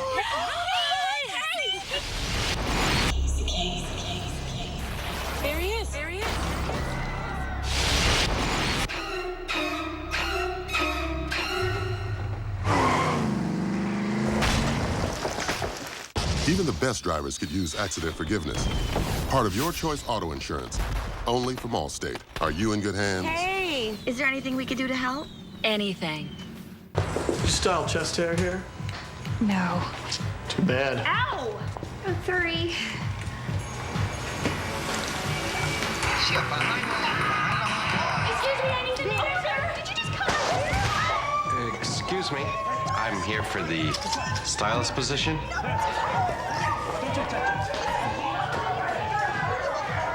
Crazy times call for crazy fun. Plan your escape at visitlasvegas.com. You okay, kid? My foot, it's killing me. Oh, athlete's foot. Hit that with Tough Actin Tenactin. It's more than a cure. It's so tough it can keep you from getting athlete's foot. Get boom, Tough Actin Tenactin. If you're going to eat $5, shouldn't you get more meat?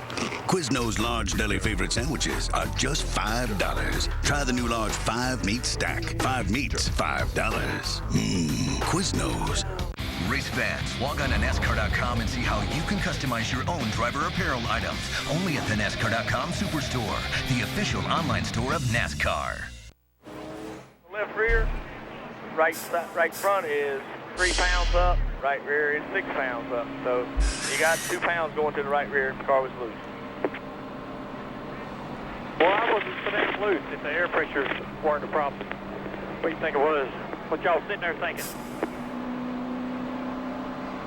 Listen into this radio communication. Dale Jr. asking Tony Eury Jr. what the tire pressures were and why it was so loose. Tony Eury Jr. said he didn't think that the pressures were that far off from that first set of tires. And usually the air pressures would be air pressures and temperatures. So you should have 20 pounds more left rear spring rate in the tires, but took a half out of the right rear, and the track bar down's a half. So if anything, it should be tight this run. All right. Heard Tony Jr. talk about the spring rate on the car tire. that loose. That's the worst. I wish I'd never had to change tires in my career. Yeah, well, let's be serious here. Let's be realistic. Let's just try not to have one get that loose. 7 pounds, maybe that's a lot. Yeah, we'll just give it a shot here. I mean, I've done the stuff there that should have helped you. And like the previous stop, it wasn't nothing but a quarter pound in that left rear, you know, and maybe that's telling us something, but I would not think so. Yeah, I didn't think so either.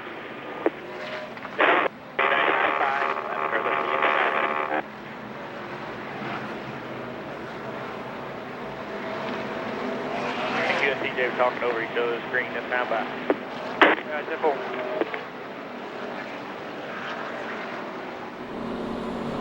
Lights are off on the pace car. When they come back by the front stretch here, we'll get the green flag once again. Only 2 cautions up to this point.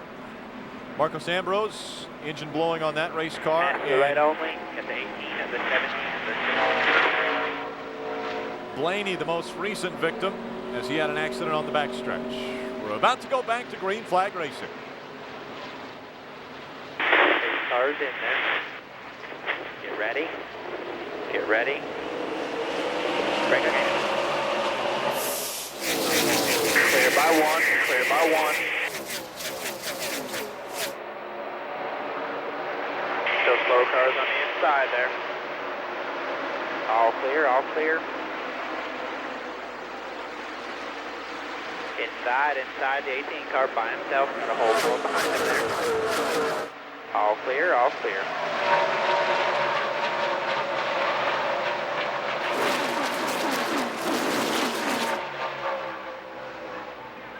Dale Jr. now at the bottom of the racetrack. Brian Vickers trying to run a little bit higher. That 83, he's on the lead lap, as is the 18. Some lap down cars running up here in front.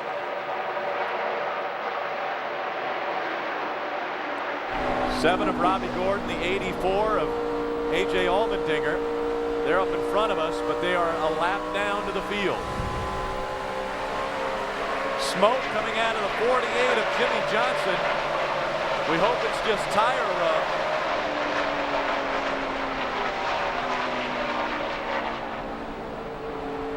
slows down on the racetrack. So the 48 there, still there, still outside there. Having some problems with that race car. It looks as though he's going to bring it on to pit road. Outside by himself, 1 back. We're hearing that he got jammed up on the restart. All clear, all clear. Our teammate, Jeff Gordon, on one side. Looked like maybe Tony Stewart on his outside. Sure enough, pinball with Jimmy Johnson. And they have tire rub on the 48.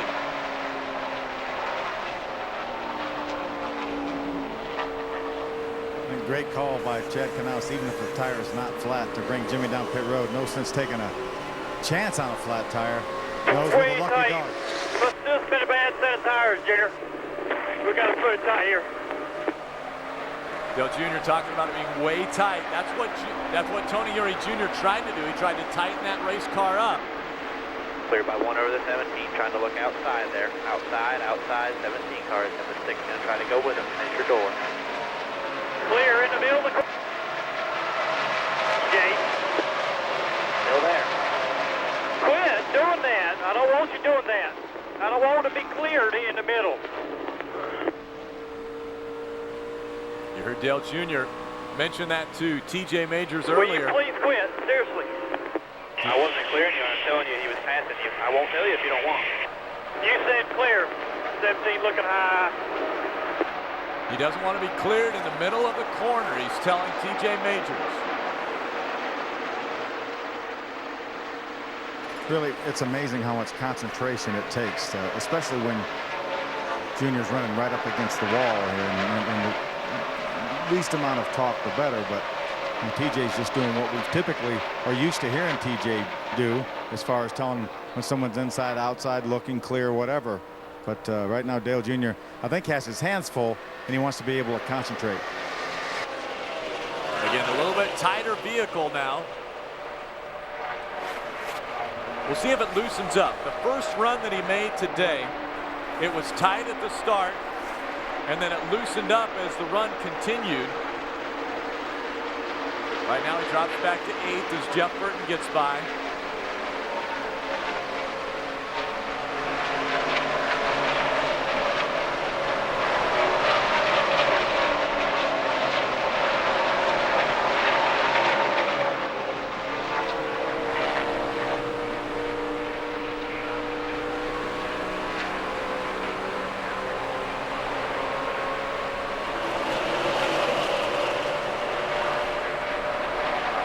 Our teammate Jimmy Johnson just behind us, but again,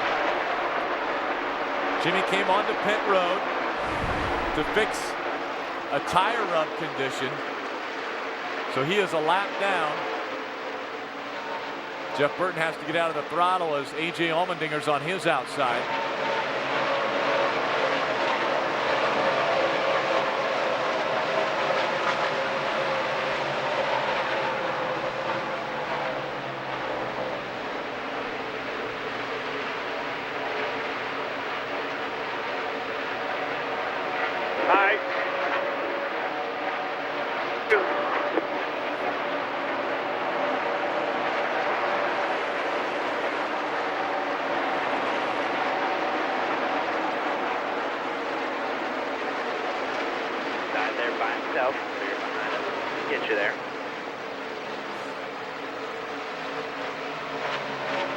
Caution's out, 1 inside there. Caution's out, 1 inside. Seems like a problem with Jeff Gordon in that 24. More than likely goes back to that contact between he and teammate Jimmy Johnson. Get it turning again. Do whatever you want to do there, Hoss. Right. You see Jeff got into the wall. A lot of we damage start the to the race right side. Want a little bit more grip in the right rear off the corner. Let's take that quarter pound out of the left rear. Get that all back out. Let's drop that right rear a quarter. I want to start this next run just like I started the race, with a quarter pound out of the right rear. Or a quarter into right pro. One of them two. Keep your eye for debris back there. Remember, Rick, Jeff Gordon was in 6th, but not really with all that much cushion on the guy that was running 13th in the standings. I think he was 148 points, maybe ahead of 13th. So this could have some serious ramifications as far as the chase goes for our teammate Jeff Gordon. Road will be open to the track bar up. There you hear it. They're going to make the changes. 10-4. I think I got some of that. Try to put it back Two to the tires. way it was when it started. They're going to do a 2-tire stop. 4,500 second gear. The 84 is the lucky dog there. The 31 is going to try to find this box here real quick.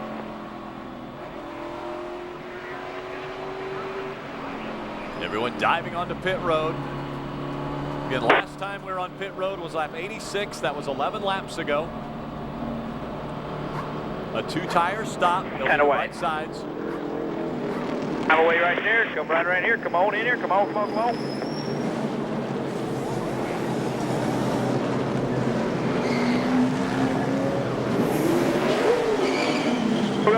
2 coming outside. Clear behind that 17. Clear behind the 17. Clear to the wall. 4,500 there. 4,500 should be behind the 19 car. Looks like either a lot of 2-tire stops or maybe some even no tire stops. We know the 31 and the 18 also took just 2 right side tires. DJ, can I explain what I mean real quick? We'll let him explain, and we'll tell you what he's talking about when we come right back. If you're coming to those radios. We took a poll and asked what Americans want, and unanimously they said, free gasoline. Free gasoline. Free gasoline every day. How about $2,900 in free gasoline every day? You know I like 29. Shell is giving away $2,900 in free gasoline every day, plus thousands of other prizes. Just pick up a game card at a participating Shell station. Scratch off the gunk and go online for your chance to win. Hurry in today for your game card while supplies last. Oh, could everyone please aim their remote at one of these slow images? Now pick a fast one. Excellent. You've now demonstrated for yourself the difference between DSL and Roadrunner High Speed Online. Add all these extra features over our advanced fiber network, and you'll see why Roadrunner zooms past DSL every time. Call Time Warner Cable for special savings on Roadrunner High Speed Online. Don't delay. Call today. Time Warner Cable, the power of you.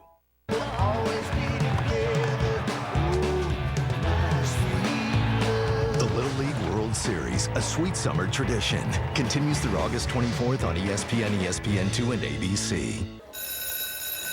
To help us understand the importance of teamwork, please welcome Jeff Burton. Hi, Jeff. Hey, guys. Out there, you're only as good as your pit crew, and you gotta have support, like Holiday Inn. Will Holiday Inn change my tires? No, but they do have free high-speed internet and meeting spaces. Do they make a pajama version of your driving suit? Has your helmet ever gotten stuck on your head? How come you don't have a mullet? Hey, Jeff, my bed looks just like your car. The more you stay, the more you earn. Holiday Inn. Beep. Hey, Mary's phone. Mary doesn't have AT&T, which means we've got no bars here in this podunk little town we just moved to. So thanks for the call about how Michael Phelps is right down the street, signing autographs, taking pictures, telling hilarious stories about how much he loves Chinese food. Yeah, we're not gonna get that message. One day we'll look back at this and laugh. Or cry! For the best coverage, switch to AT&T. More bars in more places.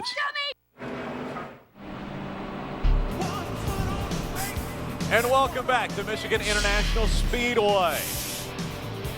We are at the halfway point as the field crosses the start-finish line. 100 laps will be complete of the 200-lap race. Jeff Gordon out of his race car as they work on that vehicle. He got into the wall pretty hard.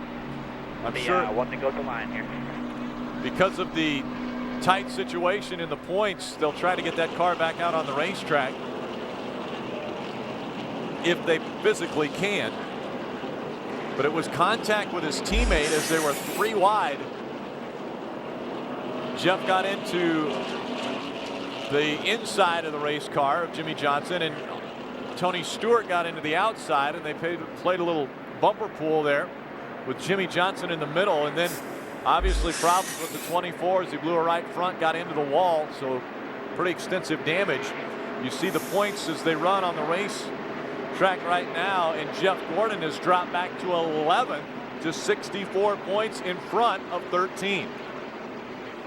Remember, Jeff came in here in 6th position, and with the extensive damage that he has, he may be able to get back on the racetrack, but he's going to have a very, very poor finishing position. So what was once a pretty secure spot. Pull up pretty bad, or get back out here, or what?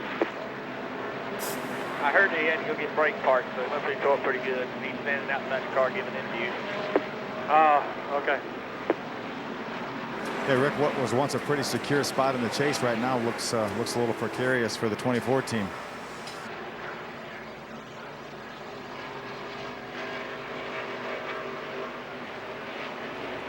What he's saying right now to some of these, to the green this time, past the right open, 31-2. some of the interviews is he's relieved. They've been pretty much walking on eggshells there. up to this point. Now he's going to go after it, he's saying to the interviewers. Pace car is in.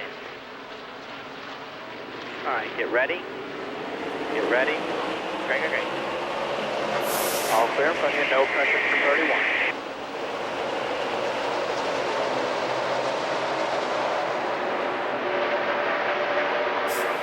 I think it's going to be an interesting night next Saturday night at Bristol, Rick. Oh, yes. It's always interesting. But now you throw the pin in your ears back of Jeff Gordon. And we've got DW. Just a 78 there. Darrell Waltrip's going to join us here on NASCAR Hot Pass. Still there at your door. Bumper clear. All clear. If there's anybody that knows that racetrack, it's DW. He's won there about 42 times. I think he has a half a dozen trophies from Bristol. I mean, they got a dozen trophies. Amazing success. In the middle here, still outside there. Still outside. One inside, one outside there. Still in the middle, clear low. Clear low, just 70 there now. It's just a 70 car. The start of this run looks so much better, Phil. Yeah, 10-4. 10-4 with these two tires here. And Tony Jr. made some adjustments on this car. At your door, bumper clear, all clear. And by the way, DW has a dozen victories at Bristol. 12 wins at that racetrack. Similar to Martinsville, I think he's got 12 grandfather clocks from that short track. Yeah, one in every room. Dale Earnhardt Jr. looks as though he's running a bit better now as they've come on to pit road on lap 99. Took 2 tires. This most recent caution, he's running in the 7th spot. Dale Jr. led laps early on, led quite a few early on. That gave him 5 bonus points. That puts his bonus point total on the year to 100 bonus points already after this, the 23rd race. And he could add to that if he gets back out front and leads more laps here. There's only been 6 of the 23 races this season that Dale Jr. has not led a lap.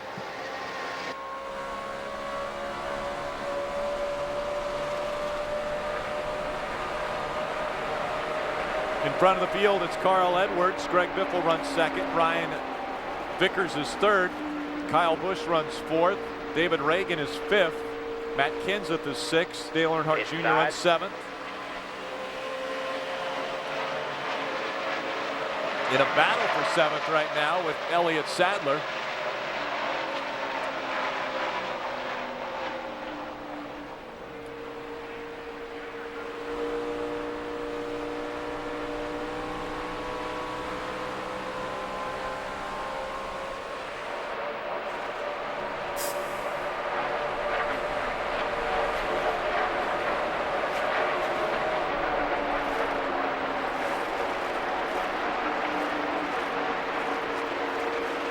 Dale Jr. now back up to the wall.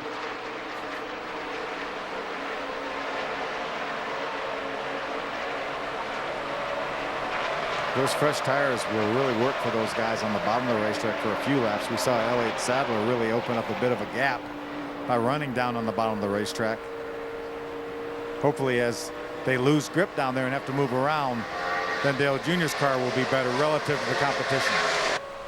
And Phil, let's explain now the communication between Dale Earnhardt Jr. and TJ Majors. There was a communication where Dale kept saying, I don't want you talking in the middle of the turns. What was he actually explaining to TJ Majors then during our break? Essentially, Dale Jr. wanted less conversation. He said he didn't really want to know if somebody was coming up on the outside, coming up on the inside. He said he wants to know if they're there. Tell me if they're inside, tell me if they're outside, and I'll drive accordingly. Essentially, he wants to be able to concentrate through these corners to try to maximize his speed and not really have any more conversation than necessary. Wow, Phil, he caught that one again coming out of turn 4. It looked like almost the right rear quarter panel brushed the wall. And that's what we were talking about with that such a small margin for error when you have a car that's a little bit on the loose side like that. Take a look at this upper left corner of the screen. That back end kicks out and so close to the wall. And this is when you're dead in the throttle, running absolutely as hard as you can here. That back end kicks out and you have to correct that thing and not overcorrect it. That's the key. You can't overcorrect it. Yeah, amazingly enough, when the back end kicks out. Guys, he's got broke axle. Pretty loose. There you hear it. Pretty loose, drives like it's got a broken axle. Yeah, that is the worst end of the spectrum. If you have a broken axle, then it only pulls with one wheel. So I think Dale Jr. is trying to tell Tony Jr. that the thing is really, really loose right now. We're talking about when he has to correct it coming out of 4, he actually has to turn back to the right, which means he's turning toward the wall. There again. A very close call for Dale Earnhardt Jr. He's got a tight vehicle. The 31 of Jeff Burton looks as though he's going to get by him here on the track. Have some fun today, boys. Do we do? 10 outside. Come on, come on. In the middle. 29 behind. Go. You're clear. You're clear. NASCAR to watch him. Come get you some of this. Follow the drama with NASCAR Sprint Cup Mobile. That's the way we get it done, boys. Live team chatter, live radio broadcasts, and real-time stats. Available on the new Samsung Instinct only from Sprint and only on the Now Network. Text NASCAR to 7777 or visit sprint.com/speed. Awesome job, boys. Going for it, 2008. This is my year. I'm not going home without it. I've been dreaming about it since I was a kid. The perfect chicken sandwich. Introducing McDonald's new Southern-style chicken sandwich. It's perfectly seasoned. It's juicy. It's just how I like it. All white meat chicken served warm with pickles on a steamed, buttery-tasting bun. Why you settle for silver? When you can get gold.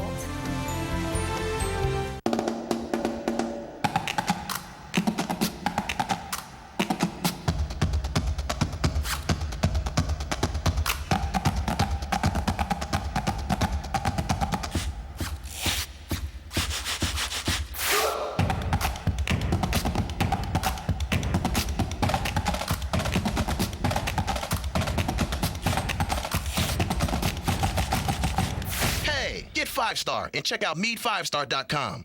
Every year, Pamplona has a running of the bulls. Here at Sports Center, we have a similar tradition.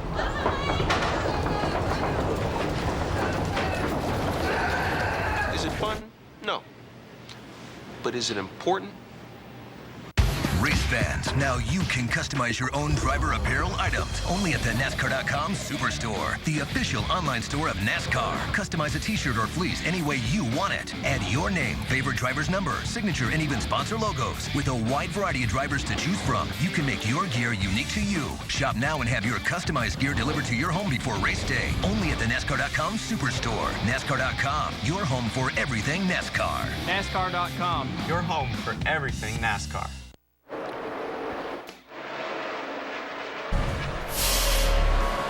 Welcome back to NASCAR Hotpass. Loose off. We have seen that. Loose off. The call from driver Dale Earnhardt Jr.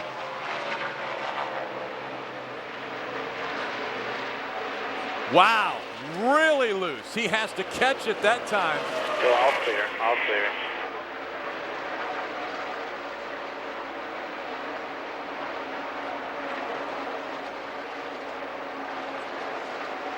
Again, we came onto pit road, lap 99. Take a look at this one, folks. Well, this is the breathtaking part right here. Had to catch that vehicle, chases it actually down the racetrack there. That just happened to be the way it was pointed when he got control of it. Loose off is the call from Dale Earnhardt Jr. That's when he's in the throttle coming off the turn. Having to fight that back in, kicking out.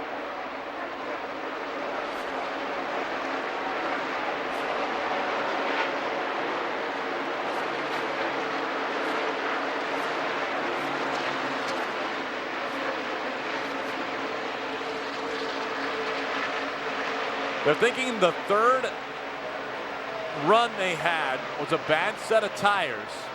That was when Dale Earnhardt Jr. said the thing was just terrible. Couldn't figure out why it had gone so bad on him. Tony Eury Jr. made some aggressive changes. And then Dale Jr. said, whoa, we went way too far. And they realized that it was probably just the set of tires. And so they tried to get back to the way they started the race. Just a minor adjustment. Yeah, with just a little bit of air out of the right rear tire or a little bit of air in the right front tire is what Dale Jr. was calling for. But remember, only changed 2 tires on that last stop. And so I'm sure Tony Jr. tried to put it back like it was when he started the race with only putting the 2 tires on.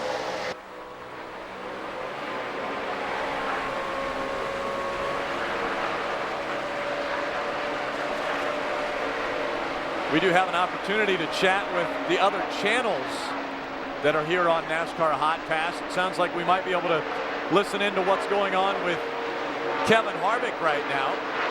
Doug Rice, Matt Yoakum are following that channel today with Kevin Harvick on channel 795. Kevin currently running in the 10th spot on the racetrack. We're going to jump in and talk a little bit with them, find out what is happening with their team up to this point.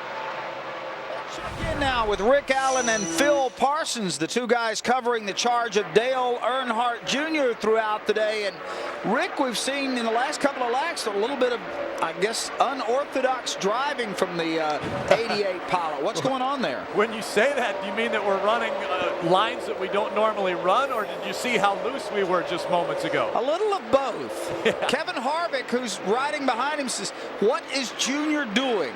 Well, I tell you what, right now, and I won't get technical, I'll always let Phil do that, but right now, he's finding a loose condition coming off of the turns, but they're going to try to make a change and correct that. We did come in the last time and just do a 2-tire stop to the race car. So not the adjustments I think that Dale Earnhardt Jr. wanted to make, but they really wanted to keep that track position. So just a 2-tire stop, Phil.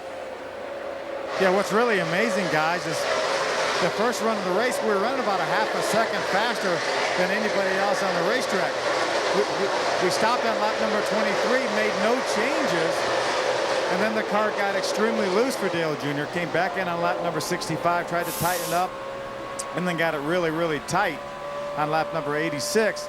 And then Dale Jr. said, please put it back just like it was when we started, with maybe a little air out of the right rear. We came in on lap 98, only put 2 tires on, took a little air out of the right rear tire, but as you guys can see, and I'm sure Kevin Harvick has got a bird's eye view, Matt Yoakum, that the car is still really, really loose, especially up off the corner.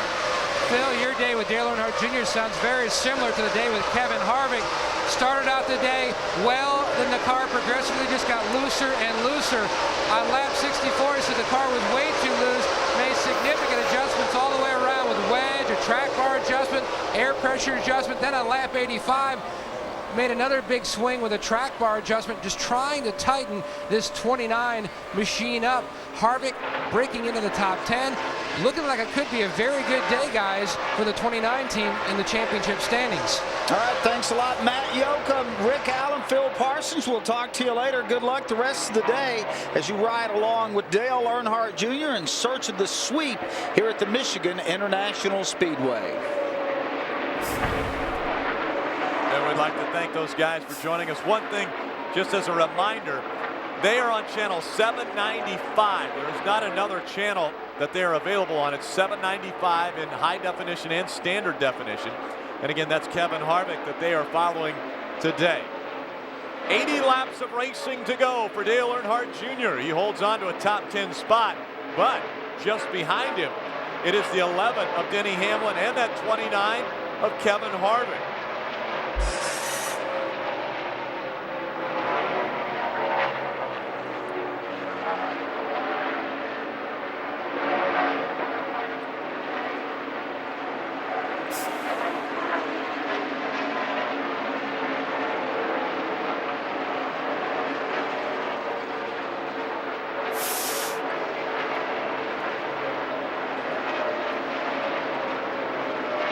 Good job, man. Still too loose. Good pull, bud. The good news, Rick, is we're moving forward past Matt Kenseth that time for the 8th position. So you heard Dale Jr. say the car is still too loose, but maybe some of the other guys are going to back up to us. Wow, what a save again by Dale Earnhardt Jr. Sideways coming off of turn number 4. Stay with us in the lower left corner of the screen.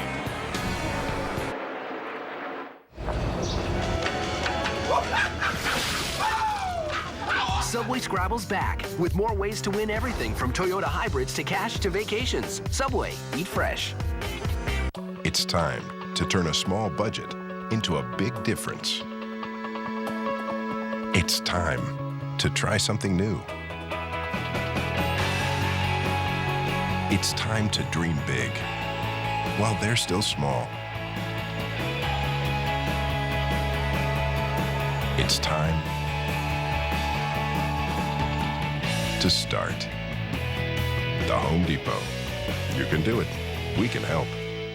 Legally, we cannot say Toughbook laptops will withstand fire, take a bullet, or secure classified material. We can't say they save lives, build cities, tune cars that finish first, or that we're the king of all laptops. Our lawyers are just doing their jobs. Panasonic Toughbook laptops, the rugged original with Intel Centrino processor technology. Visit Panasonic.com/toughbook for more. Panasonic, ideas for life. Wow, we got all state safe driving bonus checks. I'm thinking spa. I'm thinking sponsorship opportunity.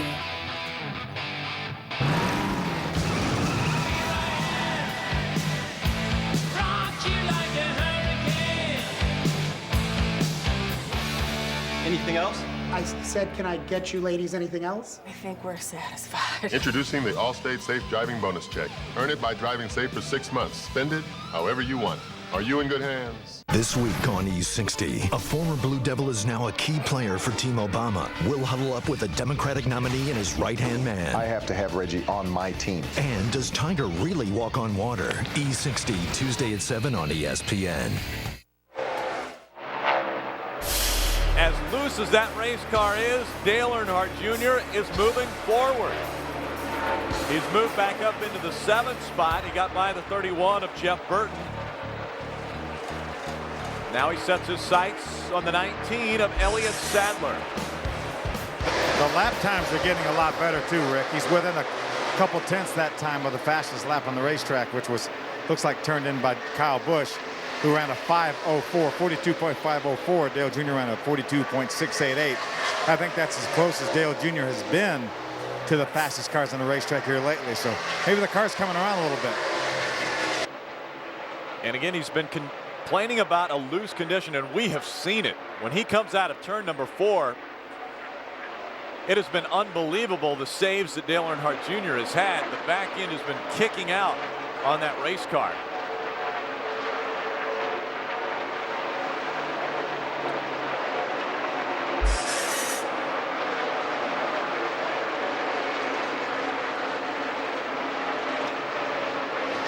That last lap only about less than a tenth of a second off the fastest car on the racetrack. So definitely getting better relative to the competition as we watch him battle that 19 car of Elliott Sadler. Runs right by him. So Elliott Sadler falls back a spot. Dale Earnhardt Jr. moves up 1. Earnhardt Jr. into 6th now.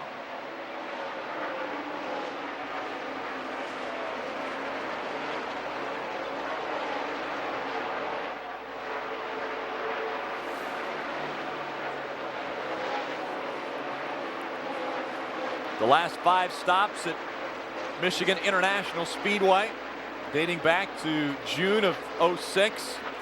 A 3rd place finish, then 6th, then 5th, then 12th last August at this race. And most recently, that win coming back on the 15th of June.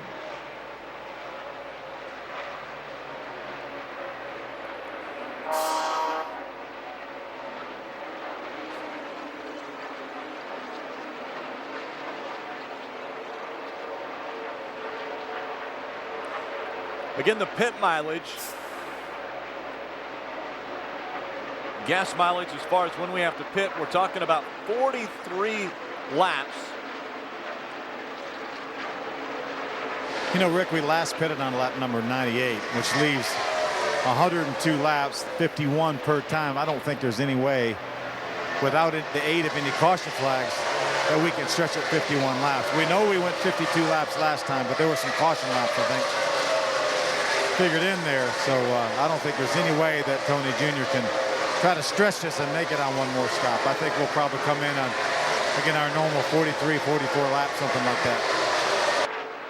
And Phil, it seems like 4 tires are very important at this racetrack. We did a 2-tire stop, and at the beginning of that run, they were going by us like we were standing still. Now it seems like we battled back, but at the same time, we're 16 seconds behind race leader Carl Edwards.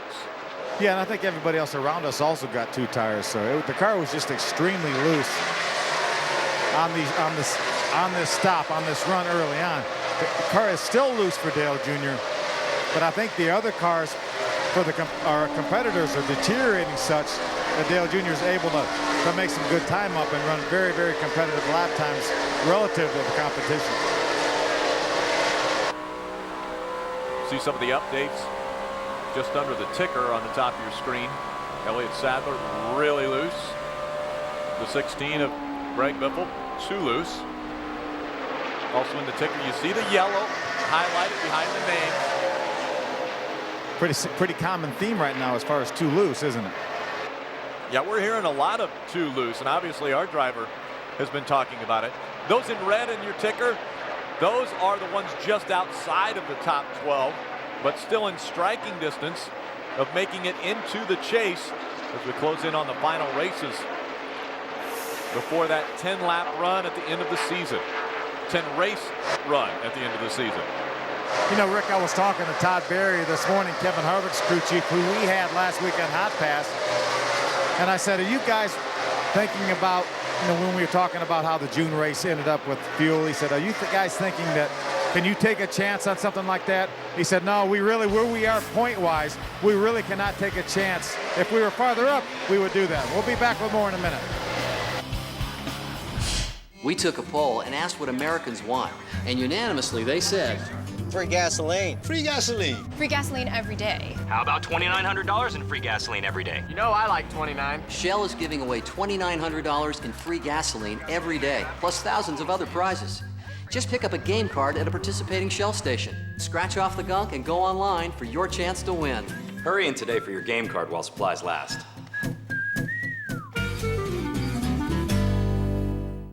I get out and I ride with my buddies every weekend, you know. We go out and get after it. Like today, we hit one section when everyone stopped, second guessed it, and I just kept going. Rock here, rock there. I just got a handful, and there she went. True all-wheel drive, new active descent control, legendary ride and handling. Polaris, the world's toughest ATVs. Polaris Power Play sales event. Get to your participating dealer for up to $800 in rebates and as low as 3.99% APR on select ATVs.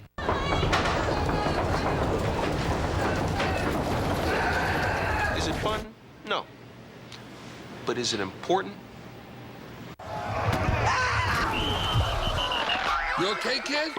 My foot, it's killing me. Oh, athlete's foot. Hit that with Tough Actin Tenactin. It's more than a cure. It's so tough it can keep you from getting athlete's foot. Get boom, Tough Actin Tenactin. Their only suspect, Samir Horn, U.S. Army Special Forces, is our only hope. How far are you willing to take this? Whatever it takes to keep your cover. I need to know the truth. The truth is complicated. Traitor, did PG-13, August 27th. Congrats. Got to say you've done your research. Oh, yeah. We went on cars.com. We compared models side by side, found out the price we should be paying. Feeling pretty good. You should. And I didn't have to resort to plan B. Oh, what's plan B? In order to get you to agree to my terms quickly, I was going to have you eat these brownies, which I mixed with a horse laxative.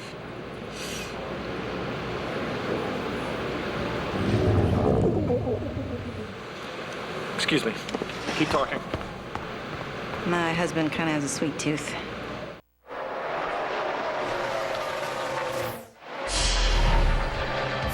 And welcome back to Michigan International Speedway. A gorgeous day here in the Irish Hills.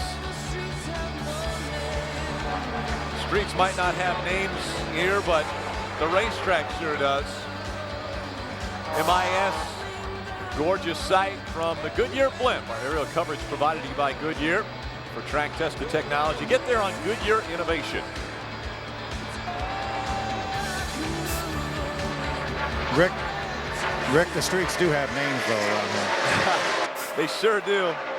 Monroe Pike, Wampler's Lake, Antcliffe. Y'all hear me? Yep. Sir, I got you. Okay, just checking. See, that guy's hitting. I didn't know if this was my time. Yeah, 10-4. You're looking at probably about 4 more laps. 4 more laps. Dale Earnhardt Jr. will make his way onto pit road. How about that? Lap 136, the fastest car on the racetrack, Dale Earnhardt Jr. That's back like it was at the beginning of the race. Clicking off the fastest laps. Our teammate, Jimmy Johnson, behind us, actually a lap down to the field. He's actually scored the highest lap down car. Well, right in front of him is Juan Pablo Montoya, so he would be considered the second highest, so he would not get the free pass. Juan Pablo Montoya right now in that position. Yeah, the second fastest or the second highest scored non-lap lead lap car would not get you a thing. Sympathy from your team. But no, probably not even that. that's not going to do it on the racetrack, though. Again, a 1/10 of a second faster than Kyle Busch. And still extremely loose. Still pretty loose right there, I'm expecting, right? Yeah, it ain't changed at all, really. Don't get too crazy, just fix it. All right.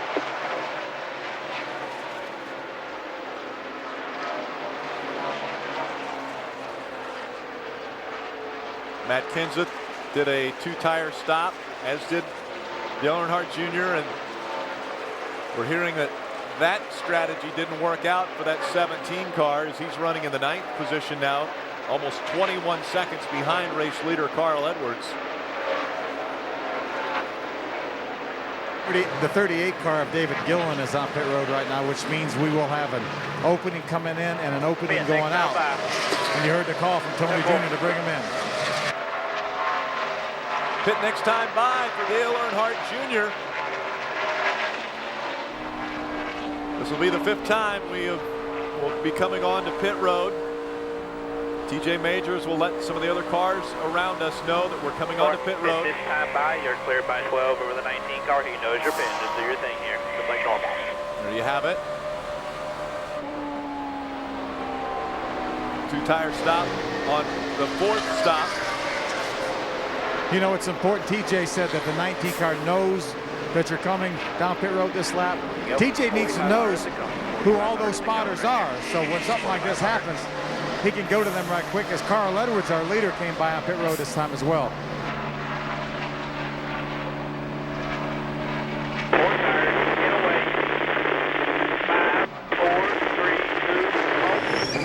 Right there.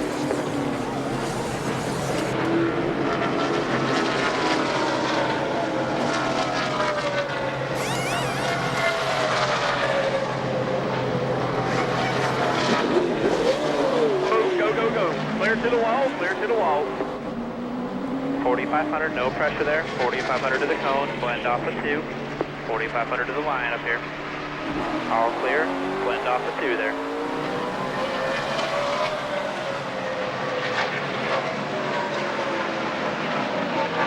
It's going to be all clear when you get over here. No pressure at all. 48 to about 15 back. Just come off pit road with you. All clear. 13.4 seconds for Dale Earnhardt Jr. The lead has been relinquished now to Jeff Burton. He has not come onto pit road yet. He'll still have to make a stop. Yeah, he's on pit road right now, but he did cross the start-finish line on pit road. And so the 99 now being scored as your race leader. He just comes off of pit road. He's in turn number 2. There you see the distance behind the race leader. Coming up to speed is the 99 of Carl Edwards. We're reeling him in. Now 4 fresh tires and some minor adjustments to this 88 car. We'll see how it handles if that loose condition coming off of the turns has gotten any better.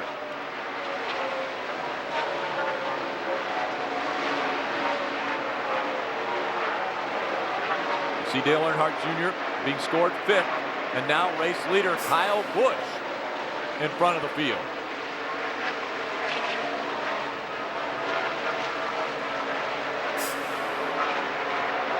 Dale Jr. right now 13 seconds behind our leader. We were about 15 seconds behind before the pit stops, right? Yeah, he was closing in. He was running faster lap times than even the race leader when we came onto pit road. It was around 15 seconds now. Just a little over 13 seconds, the difference between 1st and 5th.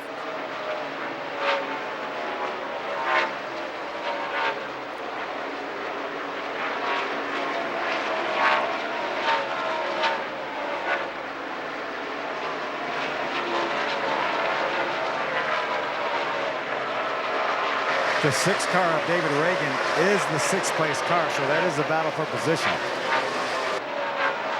And running very strong is David Reagan. The Roush Fenway cars have been good here today. Right now running 2nd, 3rd, and 6th on the racetrack, and 8th. So 4 in the top 10. We'll be back with more from Michigan right after this.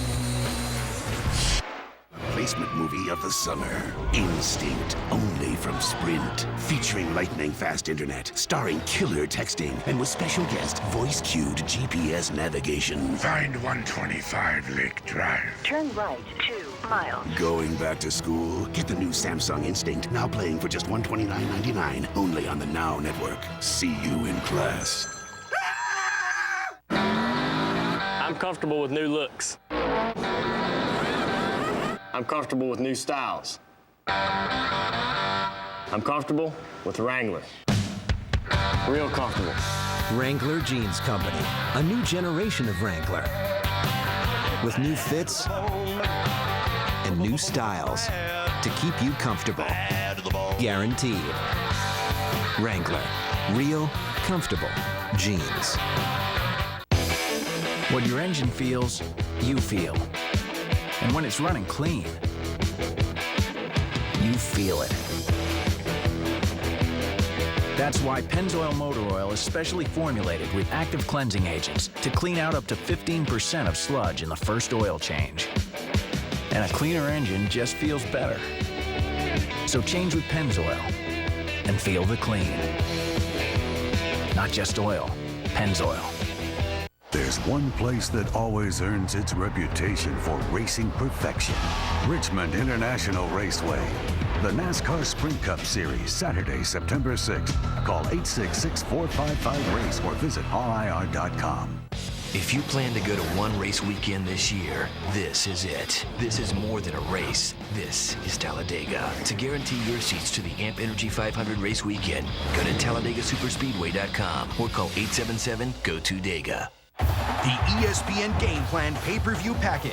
With key matchups and rivalries from major conferences, you'll get up to 12 out-of-market games every Saturday. ESPN Game Plan, just $109 for a limited time. To order, call your pay-per-view provider.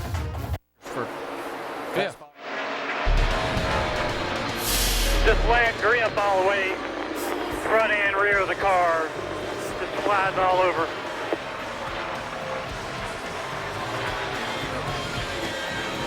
Dale Jr. talking to Tony Uri Jr. about the handling of the race car. The 9 of Casey Kane Phil, you thought he had a right front tire going down. Actually, engine failure on top of the right front tire going down. So his car is behind the wall. He right now is scored in the 40th position. Jeff Gordon scored 41st with 52 laps of racing to go. Tough points day for those drivers.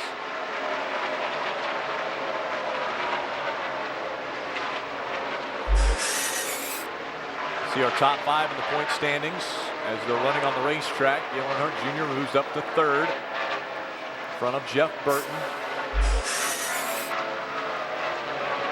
Interesting here, Casey Kane, Jeff Gordon, 10th, 12th for those two drivers. So Casey Kane, a very tough situation for him, and we're hearing that our teammate Jeff Gordon trying to get that car fixed to get back on the racetrack. Maybe take that spot away from Casey Kane and grab 3 more points. Very important as the final races are coming down to the chase for the Sprint Cup. Rick, that 6 car of David Reagan has taken over the 4th position. He got by the 83 of Brian Vickers. Got a report that he is saying his car feels very, very good right now. So he's one of those guys that has a shot to get in this chase. So it could be a great day for David Reagan. Yeah, right now, as a runner on the track, he's 57 points out of the top 12. Another guy, Denny Hamlin, currently 8th in the point standings. He seems to be very comfortable with his race car on the track as well. Denny Hamlin runs in the 8th position. He's 2 spots behind us as we run 6th. Have about a 6-second lead over Denny Hamlin and Matt Kenseth. Those 2 cars run behind us. That 48 of Jimmy Johnson once again. He's a lap down. He scored 32nd right now. There are only 21 on the lead lap here at Michigan International Speedway. Yeah, there's a big group of lead lap cars right in front of our leader, Kyle Busch, right now. So Kyle could make that number go down below 15 fairly quickly.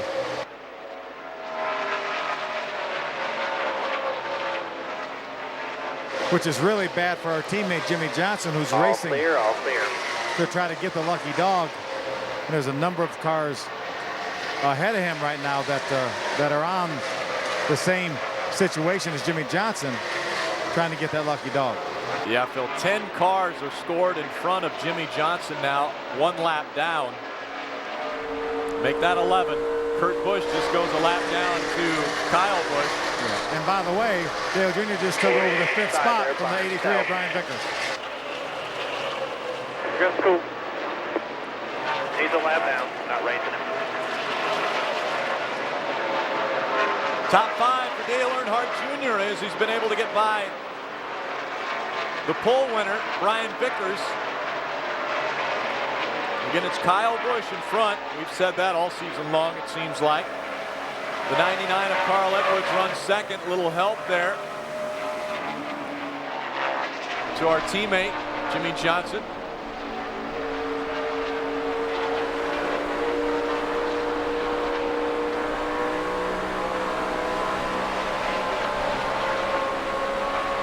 Kyle Busch, Carl Edwards. Real loose. Boy, we have heard that a lot. Greg Biffle runs 3rd. 4th is the 6th of David Reagan, and then that 88 of Dale Earnhardt Jr. Rick, right now, most of the racetrack is under cloud cover.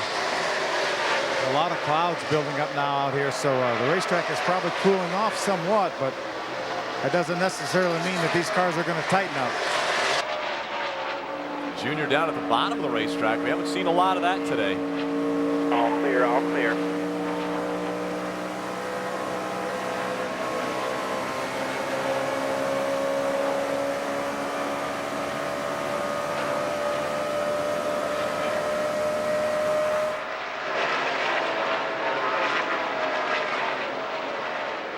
All clear. You know, right now, Rick, we've completed 154 laps. If we can run just a couple more laps, then we know that this race... Right to center, No, can't get it in the gas. Up top, just a little free all the way through, especially in. And Dale Jr.'s run his fastest laps up on the top of the racetrack. So a little bit tighter condition for that race car. The weather's really a whole lot better like this. I feel like the VTOL Jr. the left front bump stop's making me lose the end. I think a little bit to it. Yeah, Dale Jr. I was actually thinking about taking some air out of that tire. Maybe that tire wouldn't work as much getting in. Thinking about something like that. That last change right there was a half a pound up in the right front and a pound and a half out of the right rear. Yeah, that left front feels pretty solid getting in. The car is pivoting on that tire getting in. So apparently not engine issues with the 9 of Casey Kane. They came back out on the racetrack. So we don't believe it's still too tight and it's centered down on the bottom, but it's too loose off. And getting in, just slides both ends down there. We don't believe it was engine failure, obviously, with the 9, but an engine issue.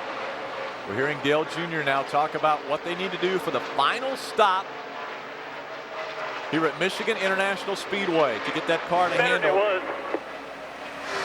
Yeah, what I was talking about before Dale Jr. started talking was right now we've completed 157 laps, so I don't think fuel is going to be an issue at the end of the race. It could be an issue for the guys that are going to have to stop one more time, and you never know when you're going to get caught right after you pit when the caution flag comes up. But we know this race is not going to end with a fuel pilot situation, as Dale Jr. got extremely loose once again. Yeah, Phil. Coming off the corner. I mean, wow is all that can explain what just took place here right in front of his teammate. Take a look at this. Sideways again in turn 4. Yeah, Dale Jr. pretty much has been fighting this thing up off the corner. I think that's probably as sideways as he's got this entire race. Yeah. Wow, that was amazing. So the 9 is back on the racetrack. The 24 we're hearing is coming back out on the racetrack. Only one. Man, it just came in. Last run, it came in maybe with 10 to go, and here it just came in now. So that's how much more adjustment you need. 10-4. There you're hearing it just came in, and I'll tell you what, it about went out when he came out of turn number 4. Yeah, if that's coming in, I definitely don't want to be out.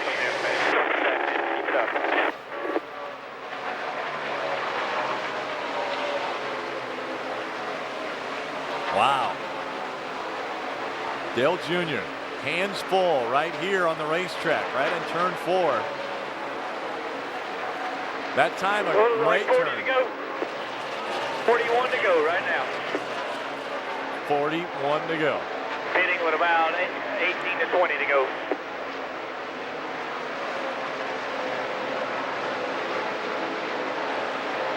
And they're all chasing the 18 of Kyle Busch right now. Once again, the 99 of Carl Edwards runs second. Greg Biffle third. We'll be right back. You know they're going to throw a caution. You and your alarm clock. Reluctant to accept this reality, you keep dreaming about laying down tracks with MC Hammer.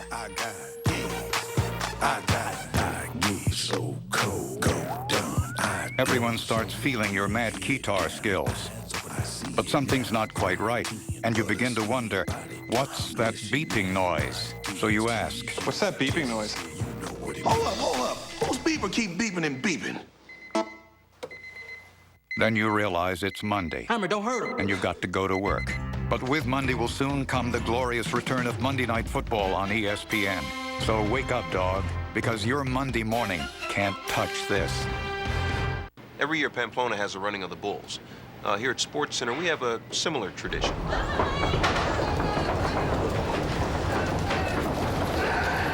Is it fun? No. But is it important? Cheez-It packs so much real cheese in such a small bite. People are wondering, how does Cheez-It do it? I know. They just go...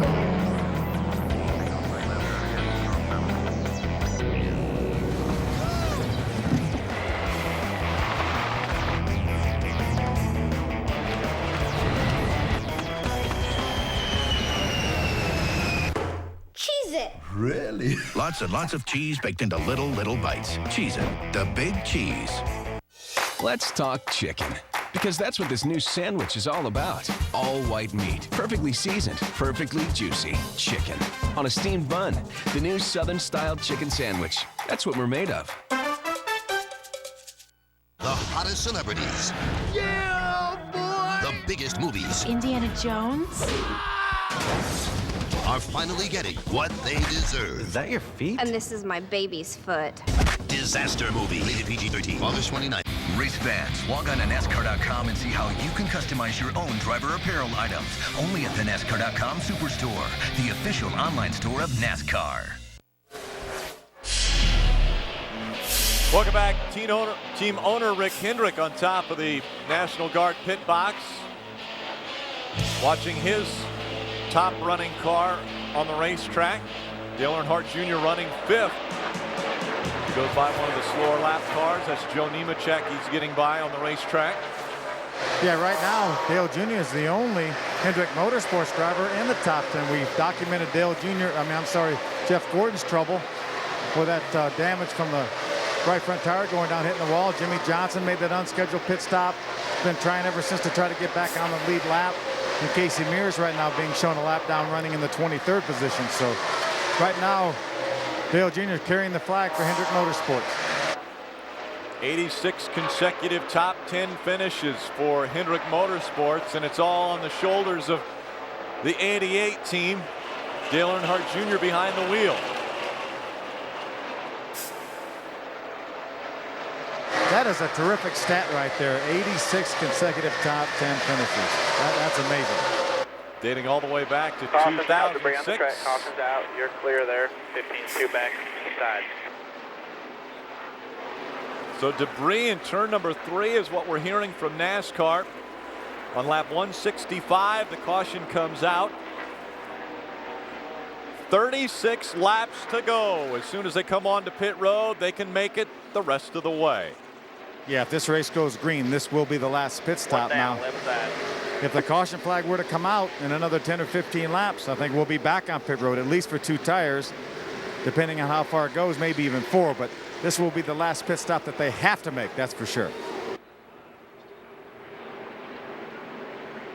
So earlier this year, they went on pit strategy to stay on the racetrack and try to stretch it for fuel. It worked out. Dale Earnhardt Jr. winning that race in June. Now it will not be a fuel mileage race here at Michigan. Everyone that comes onto pit road will have enough fuel to make it to the end. Now it'll be a decision as to if you come onto pit road to get fresher tires if another caution would come out later in this race. Martin Truex will get the lucky dog, get his lap back. That will leave us with 17 cars in the lead lap. Pit road is going to be open this time. You're going to follow the 6th car down there. His stall is about 10 in. You're going to come around the 6th. The 38 is a lap down. He scored in the 20th spot, so he will not come onto pit road this time. So we have an opening behind us and an opening in front of us. 4,500 second gear. Gilliland will not be on pit road this time. He'll have to come onto pit road the next time by.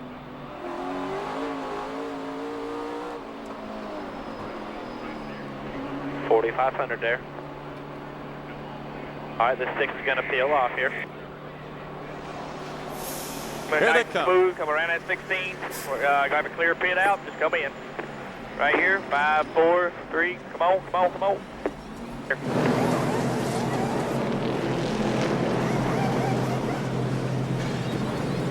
Great stop on the right side. Let's see if we can get a flawless left side stop. Yeah, a little wedge in the left rear corner that time. Go hard. Go, go, go, go. Clear behind that 6. Clear to the wall behind the 6. 13.3 seconds. You're all clear there. 4,500 to the cone. No pressure. Great stop for the 88 team once again. And so 4 fresh tires. They went down a pound in both left side tires. Try to get that thing to be a little tighter. They put about around a wedge in the left rear corner, so trying to snug it up some. The final run potentially of the day. 34 laps remaining. Tony Uri Jr. taking notes, the changes they made. Now we'll find out how it handles. Hey, Matt, we'll be back for the green flag. Right after this. The one car is coming outside. There's a lucky dog. Matt's trying to get some tape on his grill. Since 1636, the Guard has brought glory and honor upon itself and its soldiers through quiet and selfless service. There is a long and noble history of the National Guard, serving at home and abroad to ensure the safety and freedom of their fellow citizens. Our sons, our daughters, our neighbors, our co-workers, the DNA of America. Do you think you have what it takes to be a member of this select group? Did you know every Sunday a football fan goes without watching their favorite player? According to a recent study by DirecTV, over 50 million fans live away from their team. It's a condition known as displaced fan syndrome, or DFS. I first contracted DFS when Peyton moved to Indianapolis, then again when Eli went to New York. Thankfully, DirecTV has a cure. Never miss a moment of your favorite team. NFL Sunday Ticket only from DirecTV. Every game, every Sunday. Help fight DFS. Make the call. Everything okay, Carl? I'm winning, right? Yeah, but the other drivers think Aflac sponsorship's giving you an advantage. Well, if you're sick and you can't work, Aflac pays cash fast to help keep you in the race. I know, but they see it a little differently.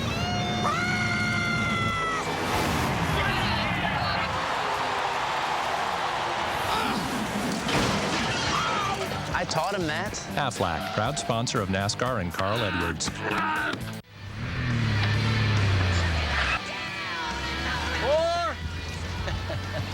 Hey, kid, what's going on, big guy? What's up, man? How you doing? Hey, you're gonna love this. I'm wearing the new Hanes boxer briefs. Oh, yeah? Yeah, they don't ride up your leg. Check it out. Yo, yo.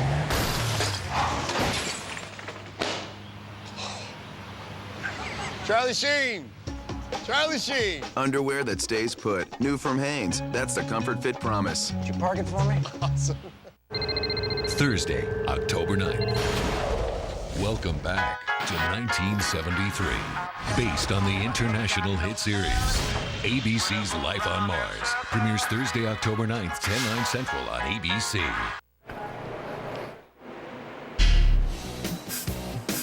Welcome back. Goodyear Blimp still giving us some great shots high atop this 2-mile racetrack. Aerial coverage provided to you by Goodyear for track-tested technology. Get there on Goodyear Innovation. It says 32 to go when they come back by. 31 laps remaining in this race. 200-lap race, 400 miles.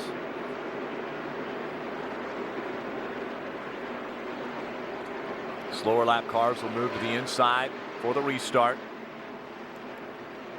Dale Jr. cleaning and warming up those tires. How many have we got left? We got 32. You have 31 for you, right? Take the green. We can get to the end?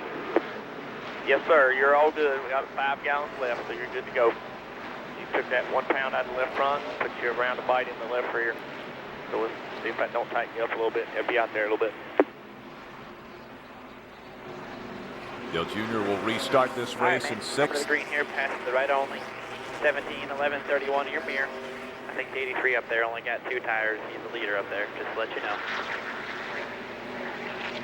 So a 2-tire stop for Brian Vickers. He's in front of this field. They think they're going to go the remaining distance on just those 2 right side fresh tires. Coming to the green. Right, pace cars in. Get ready. Ready. Break green.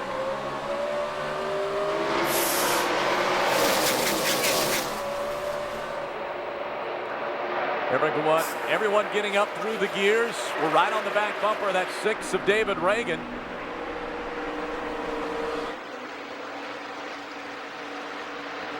Bill Jr. right up against the 45, Terry Labonte. Still 1 inside there, just a 5 all the way at the bottom. 5 still inside, all clear, all clear. Get back inside there, all clear. Inside.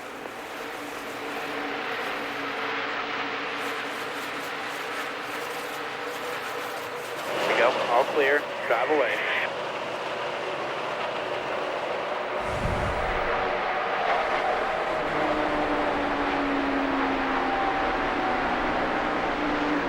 The 6 were racing for position. He's slowed by the 55 as Michael Waltrip moves to the outside. Now Dale Jr. tucks right in behind that 6 of Reagan. Outside, still there at your door. At your bumper, clear, all clear. Michael Waltrip trying to race to get in position for the lucky dog. He's had a good run going. He's up in the top 20. Still outside there, clear behind him, clear behind him. A spin in turn number 3. You saw it in the upper right corner of your screen. No caution has come out. Kurt Busch spins around, but stays pointed in the right direction. Inside the 5 there, be clear behind him.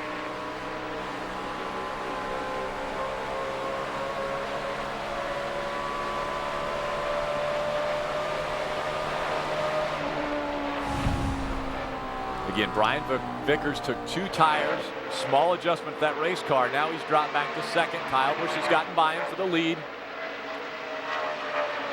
Still inside the 31 there, he's going to be 11-2 back behind him.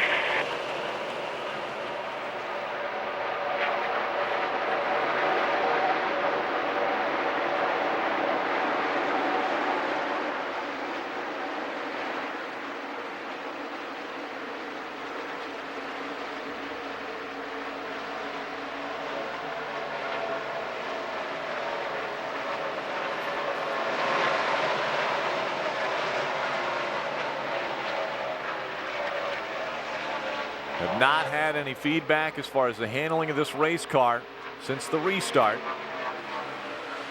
Loose coming out of 4, that's for sure.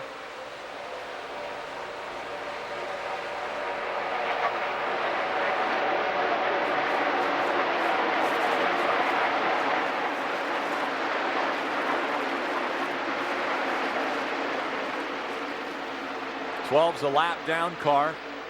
31 is for position though. Burton gets a little bit loose coming out of 2. Remember how good this car got as the run wore on last time, so hopefully we can have the same situation once these guys get the good off their tires down at the bottom of the racetrack. Then things equalize for a bit, and then Dale Jr. hopefully will have the advantage on a lot of these cars. I don't know what to tell you, buddy. I just can't drive. I can't go nowhere. I can't figure out how to make it drive right.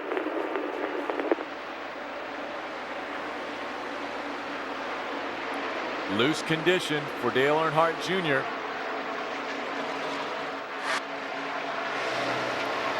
So what Dale Jr.'s talking Not at all. You see how loose you are down on the bottom. That 12 is not a position, so just concentrate on your line up there, and we'll get what we can. 25 to go this time by. What Dale Jr. is talking about is he can't seem to find any place on the racetrack that he can make the car do what it wants to do. He's been extremely loose on the top of the racetrack. Groove up. In the groove now.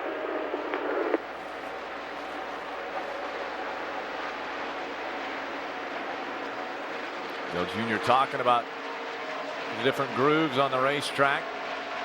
Loose off of 2 as well. You know what Dale Jr. said a minute ago, Rick, that we didn't hear all of. I talked to Jim Jenkins, one of the guys, and he said it looks like that NASCAR blew the track and put all of the debris up against the wall, which is where Dale Jr. has been running for the majority of the race. And he says it's a lot slicker up there right now. It is definitely slick, obviously, from what we're seeing. Get my car where it wouldn't be controlled, so I can kind of do something with it. But when it's that loose, I'm just trying to go fast too is rough.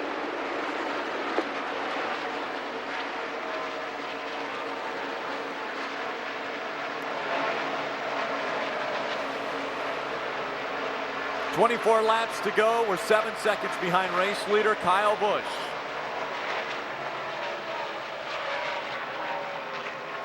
Brian Vickers has dropped back to 4th.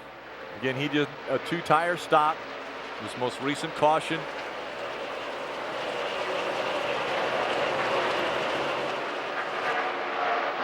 David Reagan, who restarted just in front of us, has held on to that 5th spot. We've dropped back to 9th after restarting 6th.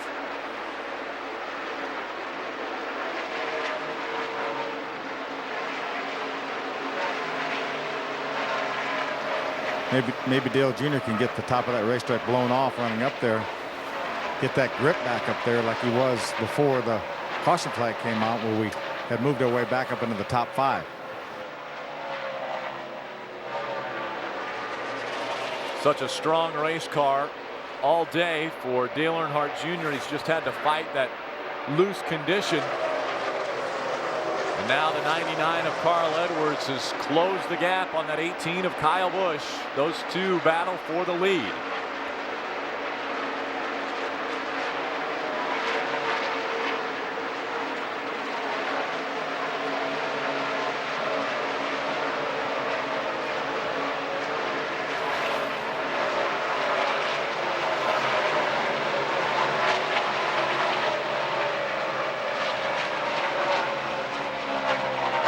Caution's out. Caution's about debris on the track. You're all clear. You're all clear. Caution is out. Where's the debris, TJ? Very bottom of the track. Very bottom. Just stay high. Yeah, where is it? What is it? He didn't tell where it was at. Just said the guy said it was across from him on the bottom from an opening. Just say about middle groove. So once again, the caution comes out. This is the 5th caution of the day, the second one for debris. We're on lap number 180 of the 200 lap race, 21 laps remaining. Pit road will be open. Quick yellow here. Quick yellow means that I'm staying out. I can't even get going on my new tires. Yep. there you hear it. Dale Jr. says, I'm staying out. Quickie yellow means that everybody, lap down cars and lead lap cars, are able to come onto pit road this time. So Dale Jr. says, I'm staying out. We'll see what kind of strategy we see from the cars in front of him. Jeff Burton looks like he's peeking down to the bottom of the racetrack. On the front stretch here low.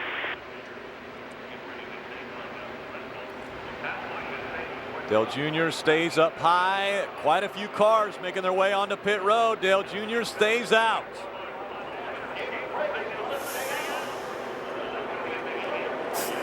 David Reagan, the 6th car, is the only other car in front of us that stays out on the racetrack. And I think every single car on the lead lap, besides us and Dale Jr., besides David Reagan, stayed on the Cut the blower stuff off so you're sitting there with build up the front. I ain't got the blowers on, Tony Jr.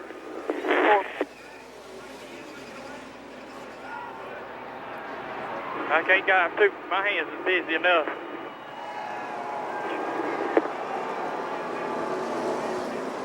I'll attest to that.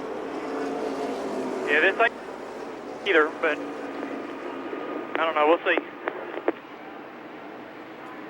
So it looks be like 18 to go when you get going here, so just get going. Right side tires for the 99 team.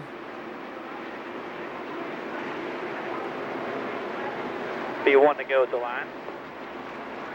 Phil, as you mentioned, the longer the run went for Dale Earnhardt Jr., the better that car handled. We'll see how it handles now. He's in position 2 on the track. We'll be right back. Football, all for free at ESPN.com. Coors Light. It's a frost-brewed beer. It's a beer brewed down as cold as 34 degrees. Aged cold, filtered cold, put into bottles, cans, and kegs. Cold. Why? We know you like cold beer. So ask for a beer with a taste as cold as the Rockies. Because refreshment isn't everything. It's the only thing. Frost-brewed Coors Light, the world's most refreshing beer. They tickle, they tease, and you sneeze. Maybe it's time to ask your doctor about Singulair. While many allergy medicines block histamine, Singulair blocks leukotrienes, an underlying cause of nasal allergy symptoms. And that's how Singulair works differently. One pill, once a day. Side effects are generally mild and vary by age and may include headache, ear infection, sore throat, and upper respiratory infection. Singulair, a different way to treat allergies. The best stuff ever. Brought to you by Radio Shack. At Radio Shack, a helpful associate suggested a wireless network to stop my family from fighting over the computer. New laptops, plus a printer and router, create a sharing spirit which emanates from our home, making it a place where all walks of life come together in harmony. And it all began with the help I got at Radio Shack. Now that's doing stuff. Trucks weren't made to look pretty. Trucks aren't designed to be fashionable. Trucks are made to take a beating, to wear their dents and scratches like a badge of honor, and to get the job done at all costs, no matter how tough. These are our trucks, and this is our racing.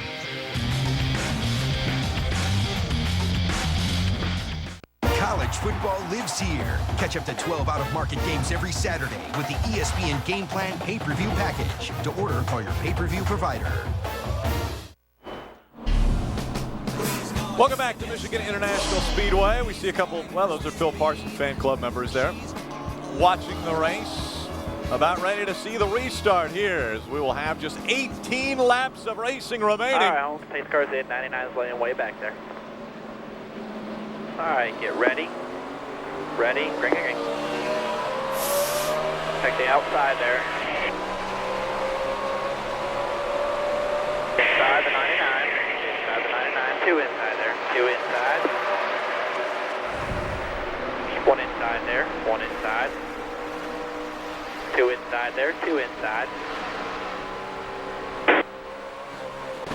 Into the wall. Dale Earnhardt Jr. coming out of two. Still inside, just one inside there now. Two inside. Could be a blown right rear tire. Stay high there, stay high there. Stay high there, stay high against the wall. I'll get you down here. Stay high, about 7 more. Stay high, stay high, stay high. Stay high, one more car. Stay high, go ahead, go, come on, 4,500. 4 tires, guys. 2 tires. Which one do you think it is? I hit the wall with the right.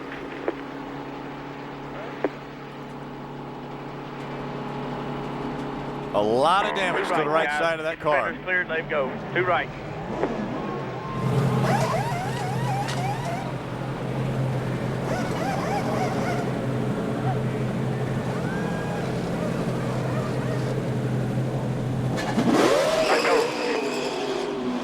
Right rear tire definitely flat. 4,500. Hard contact with the wall. 4,500 is a coming here. All right, stay low. We'll blink off 2. Stay low there. Stay low. Coming back up to speed on the racetrack. Still Take a look. Outside there. Still 2 outside. 2 outside there. Clear by 3 to the 96. Still clear by 4.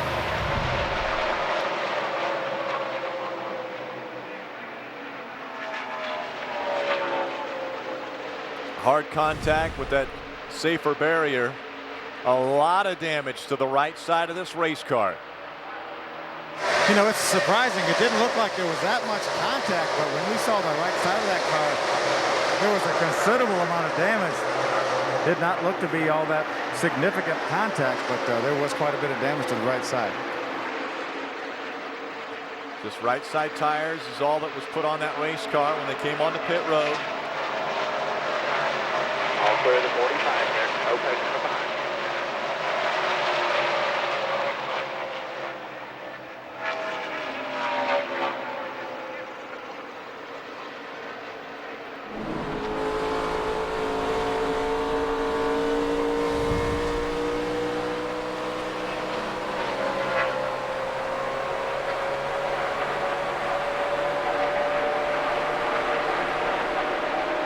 What a tough day for Dale Earnhardt Jr.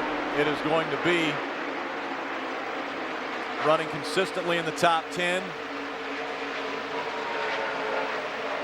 In the top 5. And restarted this race in second. Take another look. This is from the wall. Third car back on the outside line. slaps it with the back, and then hits the concrete. Caution's out, debris up high.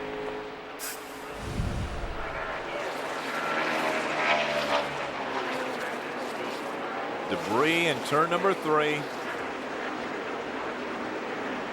On lap 188, 13 laps remaining in this race. You see the damage to the right side of that National Guard number 88 Chevrolet.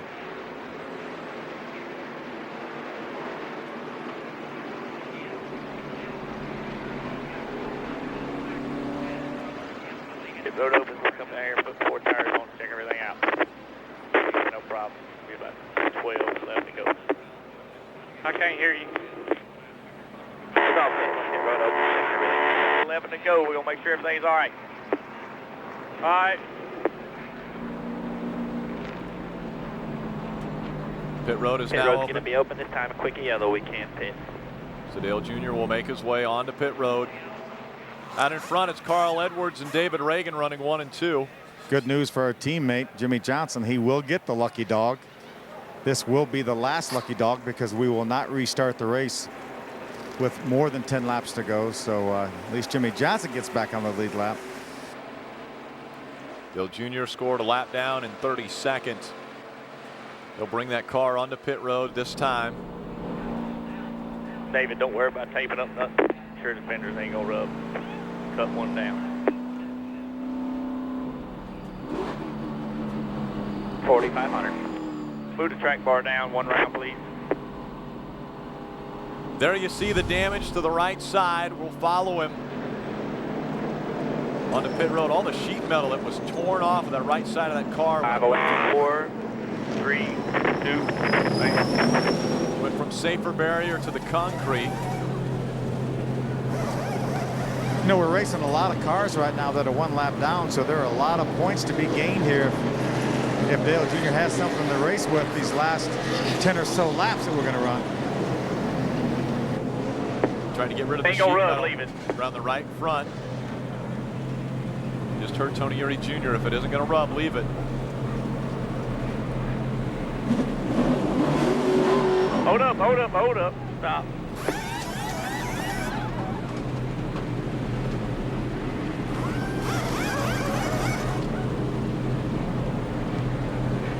All right, guys. A little bit. Let's go.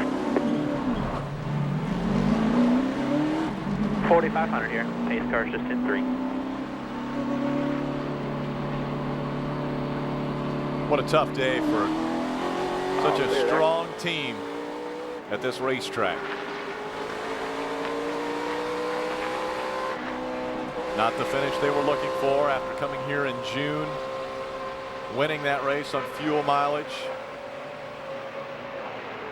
Rick, we got to report that Carl Edwards switched over to David Reagan's frequency and told him that, I said, I think I have the best car. If you can hold those guys up for me a little bit, we should be okay. But he said, you know, if you can get me, go for it. So little teammate action. What a big day that would be for David Reagan if he was able to get by the 99. Just tell me who left down.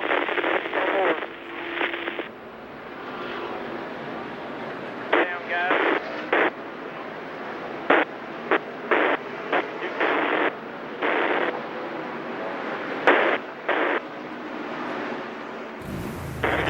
Let's look at what happened to this race car. He had 2 cars on the inside. He lit up the racetrack, got into the wall there and into the wall, the concrete part of the wall after the safer barrier ended. Riding along, you see there's the contact and then into the concrete wall as well. Remember, right after the restart, Dale Jr. stayed on the racetrack with old hot tires, and that's when they pick up all the debris on the racetrack. That's the worst possible scenario as far as buildup goes on tires. So that could have contributed to that if the right rear tire wasn't going down when he hit the wall.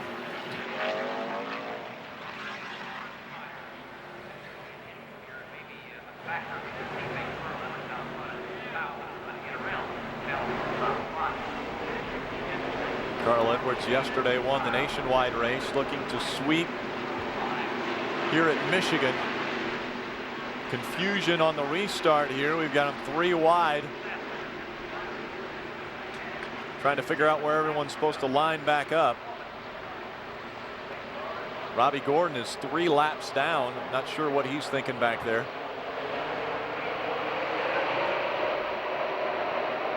Back up through the gears. Green flag flies in Michigan.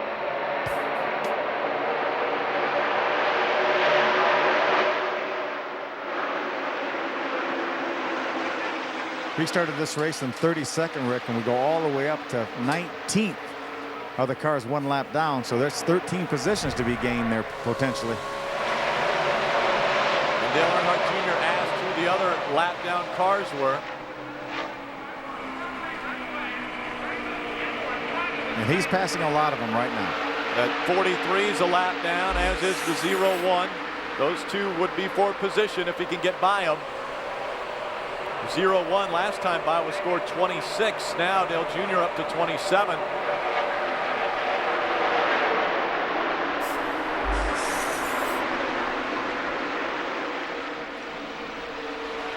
David Reagan currently second behind his teammate. 13th in the point standings, 42 points back from 12th.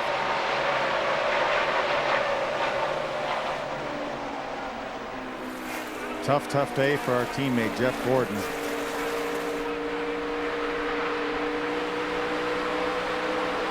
Jeff Gordon, Jimmy Johnson got into each other actually on the racetrack. 2 inside there, 2 inside, just all clear, just the 2 down there, just the 2 car.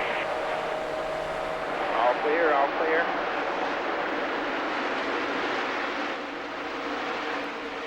Junior running that high line through 1 and 2. He's been up there all day. It's a run on the 2. 38 and 12, 38 and 12. All clear. The last time anyone did what Carl Edwards is trying to do today, 1993, Mark Martin swept the Nationwide and the Sprint Cup races, and again into the wall is Dale Jr. coming out of 4. Stay high there, stay high. 2 inside, 2 inside, 2 inside, still 1 inside. 7 43 to go. with the run, check the outside there, inside.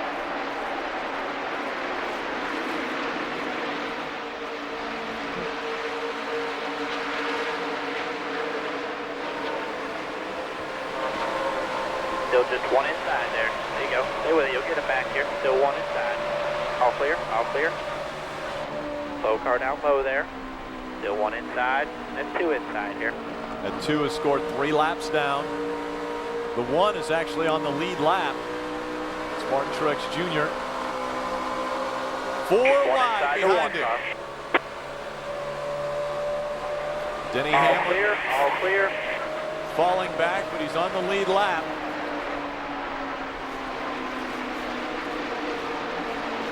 Caution's out, caution's out. Got 1 inside there, caution's out. When I said he was falling back, Denny Hamlin, the engine expired on that 11. Inside the 1 car.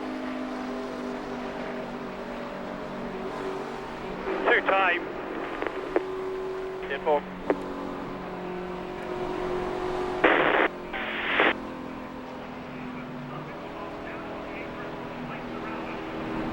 Be behind that 38.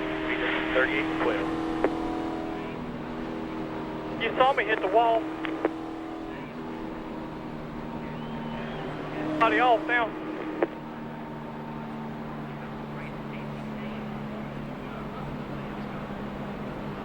Dale Jr. mentioning the most recent time he hit the wall coming out of 4. That was the 11 car that blew up on the bottom into 1. He got on the apron in the middle of the corner there. He got off the track, so they shouldn't have to clean up on the track too much. Yeah.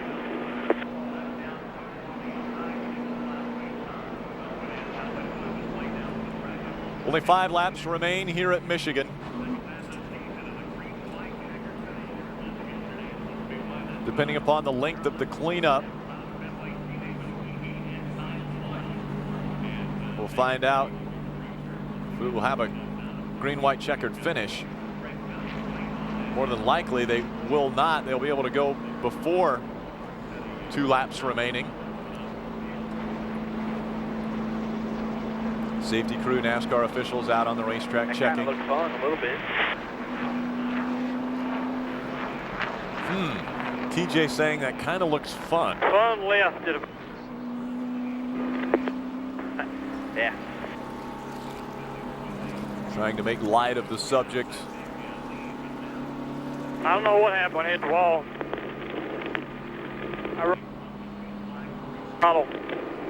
I guess I rolled like I've been most of the day, but I don't know. I kind of got used to it, so I don't know whether I was loose or not.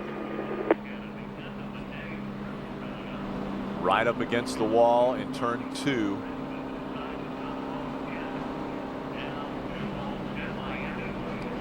So the 99 is your race leader. The 18 moved to second. The 6 of David Reagan in third. We'll find out how it all finishes when we come back.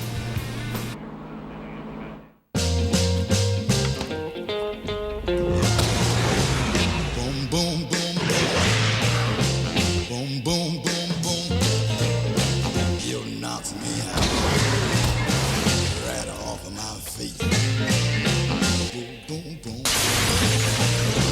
A race car driver feels 800 pounds of force at every turn. How does Dale Jr. overcome it? Energy Focus Control. Amp yourself. Sweet mother. Did you know the vast majority of cold and flu viruses are picked up in public places? So please, stay in and watch a movie. Life is hard. Pay-per-view is easy.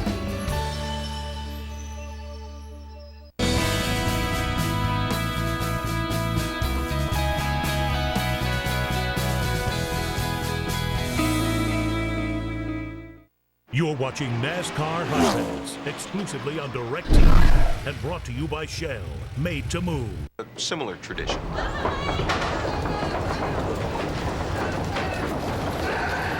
Is it fun? No. But is it important?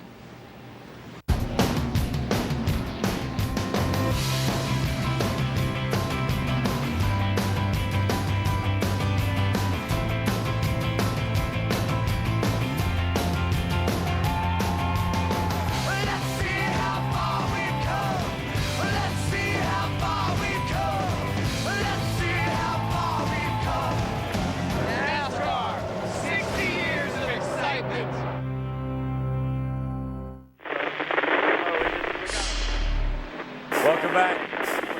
Dale Jr. talking about this race as the 11 of Denny Hamlin is going to be loaded onto the hauler. What will that do for our championship run?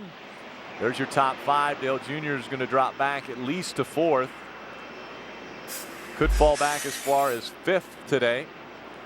Denny Hamlin now on the bubble. He is currently 12th. David Reagan running 3rd, just outside that top 12. Difficult day for Denny Hamlin. Could be a beneficial day for David Reagan. Also having a tough day, Jeff Gordon, Casey Kane, those 2 cars in a fight to stay in that top 12. Carl Edwards in front of Kyle Busch. Can he stay there? That will be the big question when we get ready to restart this one.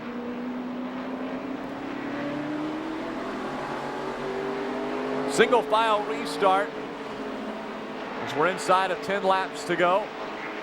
Remember, this will not be considered first attempt at a green-white checker, because if we restart the race on this next lap, then we will complete it in the normal distance. So if the caution flag were to come out again, we could potentially have a green-white checker as long as it comes out before the white flag is displayed. Between now and the white flag, if another caution were to come out, we could try it again, green-white checkered. But as you just mentioned, if we stay green, this one will go the scheduled distance, which is 200 laps, 400 miles. The 3M Performance 400 about to come to an end. Carl Edwards, Kyle Busch, 1 and 2, green in the air.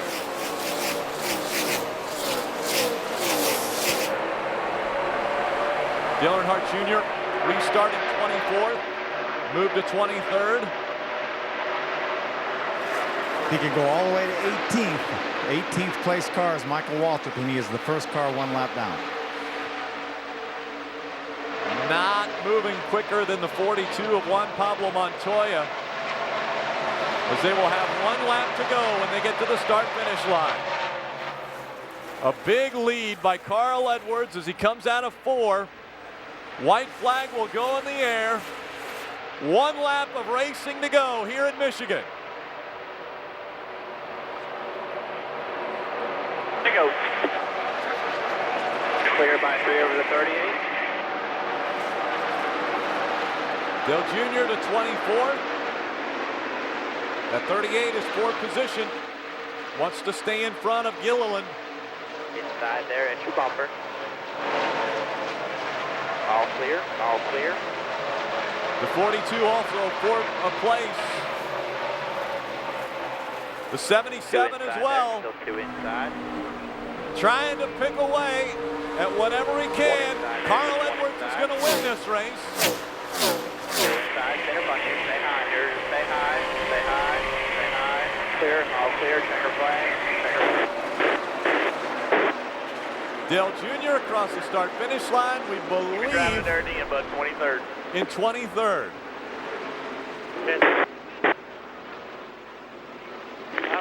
That's a possibility for hitting the field.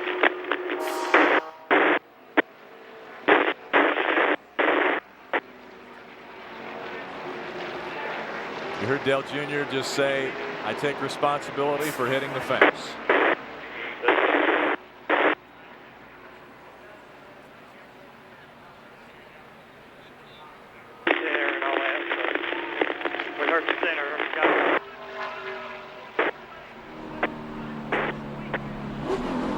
It's a little back and forth communication between driver Dale Earnhardt Jr.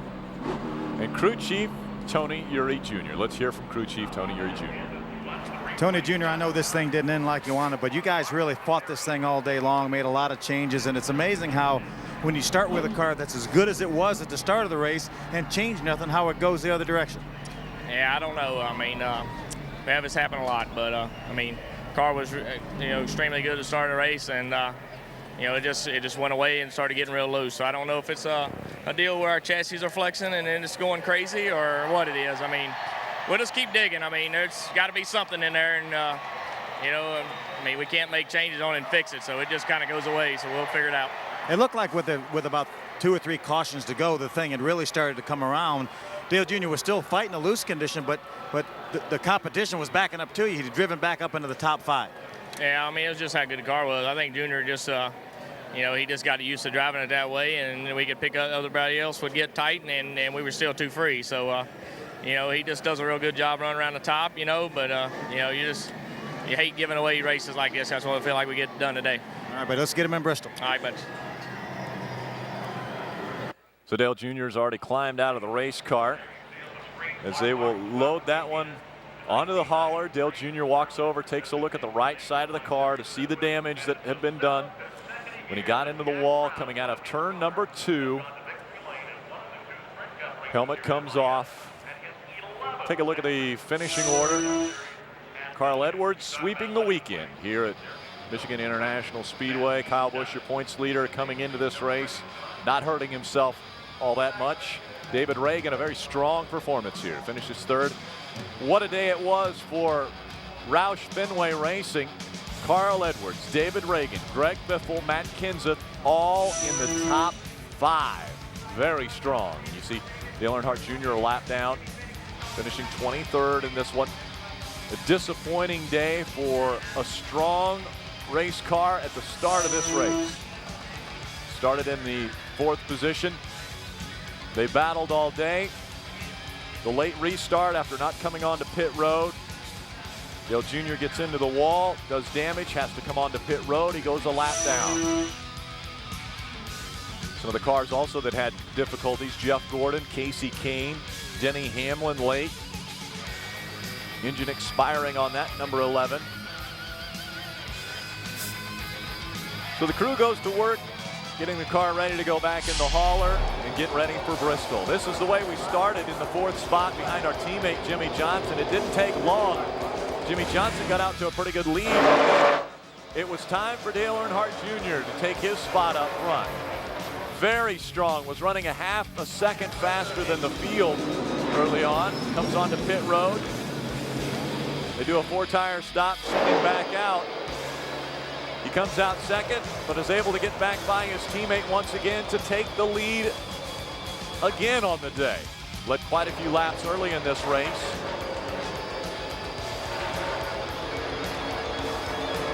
There was debris on the front of the race car. He dropped back behind the 83. The turbulent air clears that debris off the race car, and he was able to continue on. You see the before and after, before on the top, after on the bottom. Lap 98, we come back onto pit road for a 2-tire stop. They get back out there, but a very close call. Take a look. Almost got into the wall. He did it numerous times today. Those were the close calls we saw. And then 83, lap 183, he does get into the wall right there, and a lot of damage to the right side of that vehicle. Let's hear from our driver. He's with Bill Parsons. Standing by with Dale Jr. I tell you, this car was pretty fast, as much damage as it has at the end of the race. But I was just talking to Tony Jr. The thing was so good at the start of the race. He said, we got to see if maybe the chassis are flexing something. There's no way that the car should give up like it did. Yeah, it got real loose. We did have a good car. Even when we was loose, it was still like a top, maybe a 5th place car. But we started the race like a ball of fire. We started the race last week like a ball of fire, and I want that all day, you know what I mean? But I got so loose, man, I just could not hang on to it. I tried to drive it as good and as fast as I could, but that was only gonna get me so far. But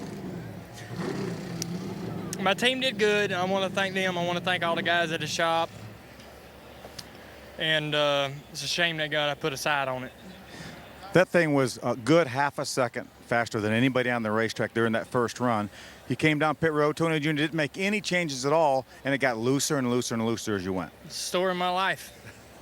I mean, what am I supposed to do? I can drive race cars. Hell, I'll show you that in the first run, but they change so much every dang time we put tires on them, and